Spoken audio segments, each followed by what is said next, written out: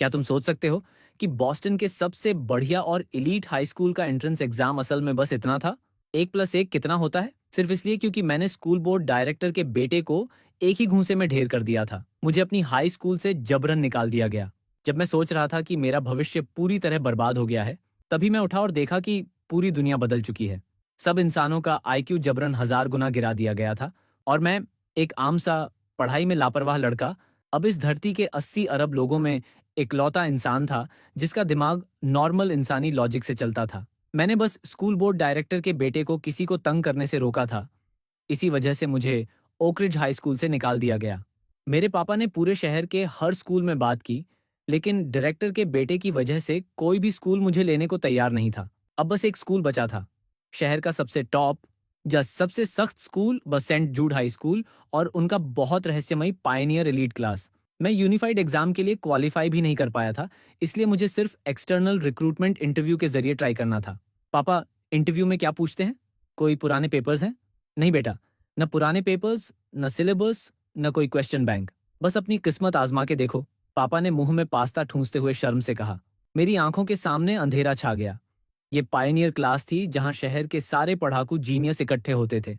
अपने normal class के marks लेकर वहां इंटरव्यू देने जाना, क्या मैं वहां खुद को क्लाउन बनाने जा रहा था? रात को देर तक मैं डेस्क पर बैठा एपी कैलकुलस एबी की किताब पलटता रहा। लास्ट मिनट में कुछ रटने की कोशिश कर रहा था। Sine functions, plane vectors, trigonometric identities. शायद सिर घूम रहा था। पता नहीं ये लोग मुझे किस तरह टेस्ट करने वाले हैं। धीरे धीरे आंख लग गई और मैं बिस्तर पर सो गया। अचानक मेरे दिमाग में एक अजीब सी बिजली जैसी आवाज गूंजी। BZZ BZZ BZZ easy mode. अगली सुबह मैं अपनी पुरानी साइकिल पर बैठकर अपने यूजुअल फूड ट्रक पर पहुंचा। बॉस, यूजुअल 2 बेकन बेगल और एक ब्लैक कॉफी। $5.50 हुए भाई। मैंने अपनी जेब से कुछ ढीले सिक्के निकाले। बॉस ने पेपर बैग हाथ में पकड़े हुए रुक गया। यंग मैन, तुम्हें गलत याद है, कुल $5 हैं। ब्लैक कॉफी $1 की है। हमारी दुकान में हमेशा राउंड नंबर्स ही रखे जाते हैं, वरना हिसाब नहीं बैठता। हिसाब नहीं बैठता, ये कैसी बकवास वजह है? मैंने फूड ट्रक पर लगी पुरानी प्राइस लिस्ट की तरफ देखा। हर चीज $2 या $1 के राउंड नंबर्स में थी, कहीं कोई डेसिमल नहीं। कुछ तो गड़बड़ था। परसों तक तो $1.50 था। टाइम नहीं था ज्यादा सोचने का। मैं जल्दी से सेंट या जूड हाई स्कूल के वेटिंग रूम की तरफ भागा। जैसे ही मैं अंदर घुसा, मेरी सांस अटक गई। वहां बैठे दर्जन भर लोग देखने में भयानक प्रोफेशनल टेस्ट टेकर लग रहे थे। लड़के स्टैंडर्ड बज कट, मोटे काले फ्रेम वाले चश्मे और बेजान आंखों वाले थे। लड़कियां हाई पोनीटेल और चिपके हुए स्टेनलेस स्टील के थर्मस लिए हुए थीं, बिल्कुल बेवकूफ जैसी लग रही थीं। ये माहौल देखकर मैं सोचने लगा, मैं तो गया काम से, अब इंटरव्यू देने का क्या फायदा? मैंने पीछे मुड़कर भागने की इच्छा दबाई और बगल वाले लड़के की स्टडी गाइड की तरफ झांका। मल्टीप्लिकेशन और डिवीजन के 1000 तक के आंसर्स याद करने की मैनुअल? क्या बकवास। ये टाइटल तो मजाक की किताब जैसा लग रहा है। As expected of a top tier genius, reading jokes to relax before an exam. दूसरी तरफ एक छोटे बालों वाली लड़की सिर खुजाते हुए घबराकर बड़बड़ा रही थी। Shall I compare thee to a summer's day? To a summer's day, a gentle and, और फिर क्या था? मैं पूरी तरह हैरान रह गया। क्या ये जीनियस इतने प्रेशर में हैं कि सब पागल हो गए हैं? ये लोग क्या याद कर रहे हैं? इंटरव्यू प्रोसेस बहुत तेज था। 2 घंटे से भी कम समय में रूम लगभग खाली हो गया। जो जीनियस बाहर निकले, उनकी हालत बेहद खराब थी। सब रो रहे थे, सुबक रहे थे। उनका मानसिक संतुलन पूरी तरह टूट चुका था, जैसे उन्हें सबसे बड़ी बेइज्जती मिली हो। मैंने कठिनाई से निगलते हुए हिम्मत जुटाई और एग्जामिनेशन रूम में घुस गया। चीफ एग्जामिनर मिस्टर मिचेल ने चश्मा उतारा और अपनी कनपटियां रगड़ी। चेहरे पर बेजारगी साफ झलक रही थी। ओकरिज पब्लिक हाई स्कूल से और रेगुलर क्लास। उन्होंने सिर हिलाया और मुझे देखने की भी जहमत नहीं उठाई। शुरू करो। सबको कैफेटेरिया में खाना खाने में देर ना हो। सवाल इलेक्ट्रॉनिक ब्लैक बोर्ड पर हैं। तुम्हारे पास 5 मिनट हैं और 80% सही करने हैं। मैंने स्क्रीन की तरफ देखा। अगले ही पल बिजली की तरह झटका लगा और मैं जड़ हो गया। स्क्रीन पर 20 से ज्यादा कैलकुलेशन प्रॉब्लम्स भरे पड़े थे। 11 1527, 2416, 84। ये simple questions Pioneer elite class के इंटरव्यू के लिए हैं। ये तो सारे एलिमेंट्री स्कूल के मेंटल मैथ के आसान सवाल थे। मैं हैरान रह गया और सिर घुमाकर हिचकिचाते हुए पूछा, सर, ये सवाल बस इतने ही हैं? यस, मिचेल ने ठंडे स्वर में कहा, और बगल के टीचर्स पहले से ही बैग पैक करने लगे थे। पिज्जा खाने जाने की तैयारी में? क्या कोई मेरा मजाक कर रहा है?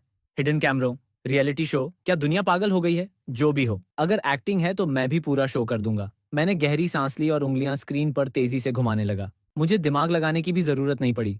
ये सिर्फ आदत और मसल मेमोरी थी। 1 सवाल, 2 सवाल, 3 सवाल, हर 2 सेकंड में 1 सवाल। 1 मिनट से भी कम समय में मैंने सारे 20 सवाल पूरे कर दिए। नीचे बैठे टीचर्स जो जाने की तैयारी कर रहे थे, फौरन जड़ हो गए। उनकी आंखें बाहर आ गईं। सारे आंसर्स सही हैं। आंसर्स चेक करने वाला मैथ टीचर कांप रहा था। मिचेल की पीठ कुर्सी से आधी ऊपर उठी थी, लेकिन वे जोर से वापस बैठ गए। उनकी नजरें तुरंत बदल गईं। इंटरेस्टिंग, बेसिक मैथ पास, कंटिन्यू। स्क्रीन रिफ्रेश हुई और एक दर्जन जनरल नॉलेज के सवाल आए। शेक्सपियर के क्लासिक कोट टू बी और नॉट टू बी के बाद हैमलेट में अगली लाइन क्या है? वो शब्द क्या कहलाता है जो आगे और पीछे दोनों तरफ से एक समान पढ़ा जाए? अमेरिका के पहले राष्ट्रपति का पूरा नाम क्या है? ये तो मेरे आईक्यू को जमीन पर रगड़ने जैसा था। मैंने आसानी से सारे आंसर्स बिना एक भी स्पेलिंग मिस्टेक के लिख दिए। एग्जामिनर्स टेबल पर सन्नाटा छा गया। टीचर्स उस नियान चिंगरेन टीचर को घूर रहे थे जिसने सवाल बनाए थे। उन्हें शक हो गया था कि उसने यूएसबी से क्वेश्चन बैंक लीक कर दिया है। 100% एक्यूरेसी कैसे संभव है? मैंने 30 साल पढ़ाया है और मैं भी ये दावा नहीं कर सकता। मिचेल ने टेबल पीटा और खड़े हो गए। उन्होंने कुर्सी हटाई, खुद पोडियम पर आए और उन्होंने एक बहुत बाहर का सुपर डिफिकल्ट सवाल लिख दिया जिसे वे यकीनन मारने वाला समझ रहे थे। 3 × 5 - 17 x निकालो। नीचे बैठे टीचर्स ने भौहें सिकोड़ी। मिस्टर मिचेल, ये सवाल हाई स्कूल स्टूडेंट के लिए बहुत बाहर का नहीं है। डिफिकल्टी बहुत ज्यादा है। मैंने इस क्वाड्रेटिक इक्वेशन को देखा। मेरा दिल बिल्कुल शांत था, बल्कि हंसने का मन हो रहा था। मेरा विश्वास पहले ही टूट चुका था। मैं अब पूरी तरह सुन्न था। मैंने स्क्रैच पेपर भी नहीं लिया। 1 सेकंड से कम रुककर मैंने सीधे पेन उठाया और लिख दिया 2। पूरी रूम में सन्नाटा छा गया। पिन गिरने की आवाज भी सुनाई दे सकती थी। मिचेल पूरी तरह जड़ हो गए। उनकी सांस बैल जैसी भारी हो गई। उन्होंने ये सवाल कल रात यूनिवर्सिटी एडवांस्ड मैथ की किताब से लिया था और वैल्यूज बदलकर होमवर्क के लिए बनाया था। किसी ने इसे देखा भी नहीं होगा। कुछ सेकंड्स में हल कर दिया। सिर्फ लेजेंडरी जीनियस ही कर सकते हैं ना? कैलकुलेशन प्रोसेस लिखो। मिचेल की आवाज कांप रही थी। उनके पैर कमजोर हो गए थे। मैंने बेबसी से मुड़कर लिख दिया 3 × 12 = 4 x = 2। मिचेल ने उन कुछ लाइंस को बिना पलक झपकाए घूरा। उनका दिल जोरों से धड़क रहा था, जैसे किसी ने भारी हथौड़ा मारा हो। कांपते हाथों से उन्होंने मेरा रिज्यूम निकाला, अपना ऑफिशियल स्टैंप निकाला और जोर से लगाकर मार दिया। Student Silas, congratulations. Interview pass. Welcome to the Saint Jude pioneer class. Admission letter. हाथ में लेकर साइकिल पर घर लौटते हुए मैंने सड़क के नज़ारे देखे और मेरे पैरों की तलवों से लेकर खोपड़ी तक ठंडक दौड़ गई। दुकानों के बोर्ड्स पर अपर केस और लोअर केस के बीच कोई फर्क नहीं था। सड़कों पर कोई प्राइवेट कार नहीं थी। सब यूनिफॉर्म पीली टैक्सी थीं। मैंने एक गोल्डन रिट्रीवर कुत्ता भी देखा जो मुंह में डॉलर के नोट लिए अपने मालिक के लिए हॉट डॉग खरीदने की लाइन में खड़ा था। ये कोई प्रैंक नहीं था। दुनिया सच में बदल चुकी थी। घर लौटकर मैंने कंप्यूटर ऑन किया और पूरे दोपहर रिसर्च की। आखिरकार सच्चाई समझ आ गई। इस दुनिया में सब इंसानों का आईक्यू कम कर दिया गया था। लोगों का सोचने का स्तर बेहद सीमित था और कुछ लोगों का दिमाग एडवांस्ड जानवरों से भी कम था। मतलब ये एक खुली खुली मूर्खों की दुनिया थी और इतिहास और टेक्नोलॉजी को आगे बढ़ाने वाले बहुत कम लोग थे जिन्हें जीनियस कहा जाता था। अभी 80 अरब लोगों में एक भी जीनियस नहीं था। आखिरी यूनिवर्सली रिकॉग्नाइज्ड जीनियस 1300 साल पहले हुआ था। मतलब नॉर्मल हाई स्कूल स्टूडेंट के दिमाग के साथ मैं इस दुनिया में हायर डिमेंशनल स्ट्राइक था। मैं इंसानी आईक्यू की सबसे ऊंची सीमा था। Guaranteed invincible, overpowered main character. दूसरी तरफ सेंट जूड हाई स्कूल के ऑफिस में मिचेल अपनी हार्वर्ड ग्रेजुएशन फोटो को खाली खाली नजरों से घूर रहे थे। उस वक्त उन्हें मैथ जीनियस कहा जाता था। वे गर्व से हार्वर्ड की लाइब्रेरी में घुसे थे, लेकिन वे पन्ना भी नहीं समझ पाए जिन्हें जीनियस की सच्चाई माना जाता था। उनका विश्वास टूट गया। उनका मानसिक संतुलन बिखर गया और वे शर्मिंदगी में बॉस्टन लौट आए और पढ़ाने लगे। वे फोन को जोर से पकड़े हुए थे। उन्होंने अभी अभी ओकरिज हाई स्कूल के प्रिंसिपल से मेरे बारे में पूछा था। उनकी आंखों में अविश्वास भरा था। इतना high IQ, top secret equation हल कर दिया, फिर भी पिछले रिकॉर्ड में कोई चमक नहीं। वे सिगरेट निकालने लगे लेकिन गलती से जिप्पो लाइटर मुंह में डाल लिया। मैंने उन्हें इतना डरा दिया था कि वे पूरी तरह कंट्रोल खो चुके थे। उसी शाम मेरे पापा घर आए। दरवाजा क्यों नहीं खुल रहा? पीछे से। पापा जोर जोर से दरवाजा पीट रहे थे। वे चाबी साथ लाए थे लेकिन कंस्ट्रक्शन साइट पर छोड़ आए थे। मैंने दरवाजा खोला और एडमिशन लेटर उनके चेहरे पर मार दिया। पापा की आंखें बाहर आ गईं। वे तुरंत अपने फोरमैन को फोन करके रेजिग्नेशन कैंसिल कर दिया और खुशी खुशी बिजनेस ट्रिप का काम ले लिया। हम दोनों जश्न मना रहे थे कि अचानक टीवी पर ब्रेकिंग न्यूज आई। शिकागो में एक खतरनाक सीरियल मर्डर केस हुआ है। 5 युवा लड़कियों की हत्या हो चुकी है। तरीका अज्ञात है। नागरिकों से सावधानी बरतने की अपील की गई है। इस आईक्यू कम हुई दुनिया में इतना हाई आईक्यू वाला सीरियल किलर कैसे हो सकता है? हम दोनों ने उस वक्त इसे आम सोशल न्यूज समझा। नेक, इसके पीछे छिपे आतंक का अंदाजा भी नहीं था। अगली सुबह मैं ठीक समय पर मिचेल के ऑफिस में रिपोर्ट करने पहुंचा। एडमिशन से पहले प्लेसमेंट टेस्ट है। मिचेल ने दरवाजा बंद किया और एक टेस्ट पेपर निकाला। मैंने एक नजर डाली। ये तो 6th ग्रेडर लेवल का था।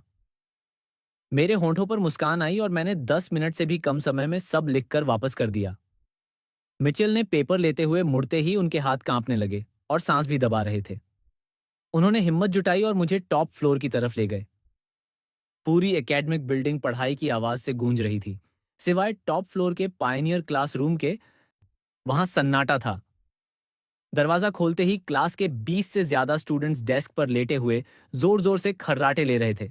सोना बंद करो, आज नया स्टूडेंट आया है। ओल्ड मिचेल ने ब्लैक बोर्ड पर जोर जोर से पीटा। मुझे लास्ट रो में सीट मिली। मेरे सामने वाली डेस्क पर ब्लंड लड़का क्रिस बैठा था। वो झुककर मुझसे बात करने लगा। ब्रो, तुम कौन से देवता हो? उसने तुम्हें इम्प्रूव्ड सप्रेशन टेस्ट नहीं करवाया। क्रिस ने क्लास के लोगों की तरफ इशारा किया और घमंड से बोला, देखो वो काले फ्रेम वाला, वो 1000 तक मेंटल एडिशन सब्ट्रैक्शन कर सकता है। वो लड़की सैकड़ों सोनेट्स याद कर सकती है। और खिड़की के पास वाली क्लोई, वो जनरल नॉलेज की बॉस है। सुनकर मैं हंसने लगा। थोड़े ज्यादा स्मार्ट मूर्ख भी मूर्ख ही होते हैं। इस पायनियर क्लास में फ्रीडम पर बहुत जोर था। कोई नहीं देखता था कि तुम क्या पढ़ रहे हो। सब सेल्फ डिसिप्लिन पर निर्भर था। दीवार पर लगे फेमस कोट्स और भी बेतुके थे।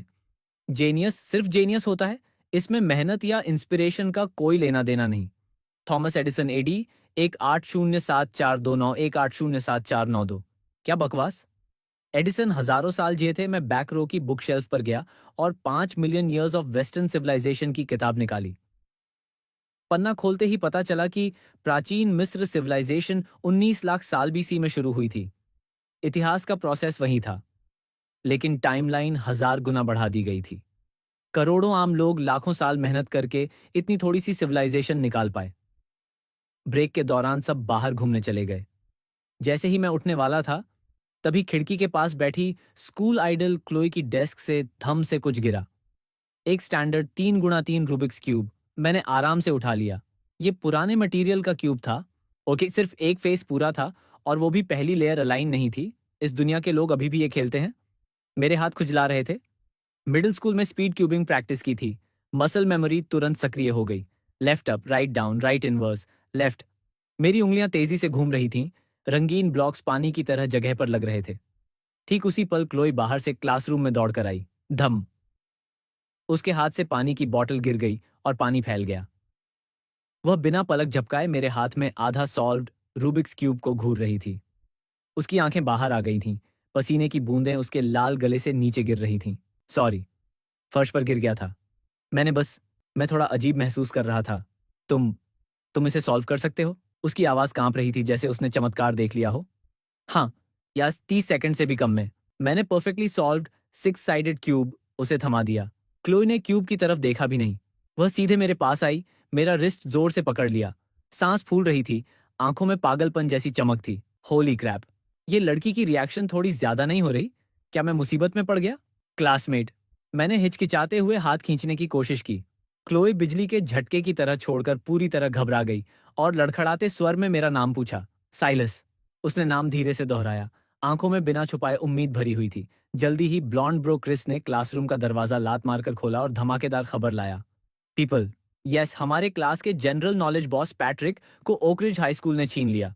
पूरी क्लास में हंगामा मच गया। अगले हफ्ते स्टेट एकेडमिक डिकैथलॉन था और ओकरिज ने आईवी लीग गारंटीड एडमिशन के लिए पैट्रिक को छीनकर अपने स्कूल बोर्ड के बेकार बेटे जैकरी को साथ ले जाना चाहा। दुश्मन रास्ते में जरूर मिलते हैं। लास्ट रो में बैठे मैंने अचानक बोल दिया, लगता है दूसरी स्कूल ने इस समय उसे छीना है ताकि पैट्रिक उनके लिए हायर्ड गन बनकर काम करे। सिर्फ ये एक नॉर्मल इंसानी लॉजिक वाली बात पूरी क्लास को सन्नाटे में डाल गई और गहरी सोच में डुबो दिया। इस दुनिया में जहां सबका आईक्यू कम था, ये बात बेहद गहरी स्ट्रैटेजिक इंसाइट मानी गई। थोड़ी देर बाद मिचेल ने मुझे अपने ऑफिस बुलाया। साइलस, पैट्रिक चला गया। मैं चाहता हूं कि तुम उसकी जगह लो। मिचेल मुझे घूर रहे थे। तुम्हें सवालों के जवाब देने की जरूरत नहीं, बस देखो, सीखो और माहौल महसूस करो। मैं मन ही मन हंसा। माहौल महसूस करो? अगर मुझे मौका मिले तो मैं जैकरी और उसके गिरोह को इतना कुचल दूंगा कि वे अपनी अस्तित्व पर शक करने लगें। क्या तुम्हें कोई यूनिवर्सिटी पसंद है जहां जाना चाहते हो? मिचेल ने फिर पूछा। कोलंबिया यूनिवर्सिटी शायद, घर के पास है। मिचेल ने साफ इनकार कर दिया। नहीं, तुम्हारा टैलेंट बर्बाद नहीं होना चाहिए। अगर तुम इस कंपटीशन में प्लेस कर गए तो मैं तुम्हें हार्वर्ड में टॉप मेंटर दिलवा दूंगा और कैम्ब्रिज में गारंटीड एडमिशन। हार्वर्ड में गारंटीड एडमिशन, ये तो बढ़िया लग रहा है। मैं क्लासरूम लौटा तो क्रिस ने गॉसिपी चेहरे से झुककर पूछा, ओल्ड मिचेल ने क्या कहा? वे चाहते हैं कि मैं पैट्रिक की जगह कंपटीशन में जाऊं। क्रिस हैरान रह गया। ओल्ड मिचेल को अपनी इज्जत सबसे ज्यादा प्यारी है। वे कभी किसी पर भरोसा नहीं करते जिस पर उन्हें यकीन ना हो। फिर नए लड़के को क्यों भेज रहे हैं? लेकिन ठीक है, मेरे और क्लोई के साथ तुम्हें सपोर्ट मिलेगा, गारंटीड पास। इतना कहते ही उसने क्लोई की तरफ देखा और उसकी आंखें बाहर आ गईं जैसे भूत देख लिया हो। क्लोई, तुमने अपनी विंडो वाली रिजर्व सीट क्यों छोड़ दी और साइलस के पास आकर बैठ गई? क्लोई का चेहरा लाल हो गया और उसने मुश्किल से कहा, विंडो के पास हवा ठंडी होती है। क्रिस ने सिर खुजाया, चेहरे पर सवालों के निशान थे। ठंडी? या आज तो 85 डिग्री फ़ारेनहाइट है। मैं क्रिस के बेवकूफ चेहरे को देखकर उसकी बेवकूफी वाली बात पर ध्यान नहीं दिया। स्कूल के बाद मैं साइकिल पर घर लौट रहा था। कुछ मोड़ मुड़ते ही मुझे लगा कि कोई मेरी पीठ पर नजर रखे हुए है। मुड़कर देखा तो क्लोई शेयर बाइक पर काफी पीछे से फॉलो कर रही थी। ये लड़की क्या चाहती है? मैंने ब्रेक मारा, स्पीड कम की और उसके बराबर में साइकिल चलाने लगा। तुम भी इसी राउट से जाती हो? मेरे घर आकर टाइम पास करोगी? आह, जरूरत नहीं। क्लोई डरी हुई खरगोश की तरह घबरा गई, साइकिल घुमाई और तेजी से पेडल मारकर भाग गई। मैं निराशा से मुस्कुराया और आगे वाली गली में मुड़ गया। लेकिन मुझे क्या पता था कि क्लोई उस अनजानी गली में मुड़ते ही कुछ मिनट बाद एक सफेद फोर्ड सेडान चुपचाप उसके पीछे लग गई। मिस, लिफ्ट चाहिए? ईमानदार चेहरे वाला मिडिल एज्ड आदमी ने खिड़की नीचे की। क्लोई की इंट्यूशन ने बताया कि कुछ गड़बड़ है और वह तेजी से पेडल मारने लगी। लेकिन साइकिल कार से कैसे भाग सकती है? आदमी ने कार का दरवाजा खोला, झपटकर उसके बाल पकड़े और जोर से जमीन पर पटक दिया। क्लोरोफॉर्म से भीगा बदबूदार तौलिया उसके मुंह और नाक पर जोर से दबा दिया गया। क्लोई की लड़ाई कमजोर होती गई और आखिरकार वह बेहोश होकर गिर गई। उसी रात मैं घर पर अकेला इस दुनिया के हिस्टोरिकल डॉक्यूमेंट्स चेक कर रहा था और चीजें और भी बेतुकी लग रही थीं। मैंने रेडिट फोरम पर एक थ्रेड पोस्ट किया, ब्रदर्स, क्या आप जानते हैं कि जीनियस लोग दिमाग तेज करने के लिए क्या खाते हैं? नतीजा ये हुआ कि नीचे सारे मूर्ख नेटिजन्स मुझे मजाक उड़ा रहे थे। कचरा इंसान, तुझे जीनियस के बारे में पूछने का हक भी नहीं। इतना होशियार है तो कोर से पूछ। कोर? मैंने तुरंत सर्च किया। पता चला कि 10,000 साल पहले जब ह्यूमन सिविलाइजेशन रुकी हुई थी, तब 28 प्राचीन जीनियस अलग अलग फील्ड में एक साथ पैदा हुए। उन्होंने मिलकर दुनिया का इकलौता सुपर आर्टिफिशियल इंटेलिजेंस बनाया, द कोर। ये कोर इंसानियत की सारी जानकारी रखता है, लेकिन एडवांस्ड फायरवॉल से लॉक है और सिर्फ सच्चे जीनियस ही उसे एक्सेस कर सकते हैं। इंटरेस्टिंग। मैंने कंप्यूटर बंद किया और गहरी नींद सो गया। अगली सुबह कान फाड़ने वाली फोन की घंटी ने मुझे जगाया। क्या ये साइलस है? ये बॉस्टन पुलिस डिपार्टमेंट बीपीडी बोल रहा है। तुम्हारी classmate Chloe Chicago serial murder case में फंस गई है। कृपया तुरंत इन्वेस्टिगेशन में मदद करने आओ। मेरा दिमाग भनभना गया और मैं तुरंत होश में आ गया। पुलिस स्टेशन के वेटिंग चेयर पर बैठकर मैं केस ब्रीफिंग पढ़ रहा था। किलर थॉमस एक कारपेंटर था। 2 महीने पहले उसने अपनी पत्नी और बेटी को चमड़ी उतारकर अमेरिकन स्टाइल सिंगल सोफा बनाया था। अब वह सिर्फ युवा हाई स्कूल लड़कियों को टारगेट करता है और हर बार 3 दिन का काउंटडाउन मैसेज भेजता है। क्लोई उसकी छठी टारगेट थी। मेरे बगल में क्लोई की दादी इतना रो रही थीं कि खड़ी भी नहीं हो पा रही थीं। वे मेरी जैकेट की आस्तीन जोर से पकड़े हुए थीं। मुझे डिटेक्टिव समझकर अपनी पोती को बचाने की भीख मांग रही थीं। बुजुर्ग औरत की आंखों में छिपी बेबसी देखकर मेरे अंदर आग जल उठी। अगर ये मेरी ओरिजिनल दुनिया होती तो ये केस बहुत पहले सॉल्व हो चुका होता। लेकिन इस आईक्यू कम हुई दुनिया में पुलिस पूरी तरह 14,000 साल पहले एक जीनियस द्वारा छोड़े गए एफबीआई इंस्पेक्टर गाइड पर निर्भर थी। इस तरह के हाई आईक्यू सीरियल किलर के खिलाफ जो एंटी रिकोनेंस स्किल्स रखता था, पूरी बोस्टन पुलिस मूर्खों की तरह खेली जा रही थी। इन कम आईक्यू वाले पुलिस वालों पर भरोसा करके क्लोई की मौत तय थी। मैं इस दुनिया में इकलौता इंसान हूं जिसका लॉजिक नॉर्मल है। इस डेडलॉक को तोड़ने वाला वेरिएबल सिर्फ मैं ही हो सकता हूं।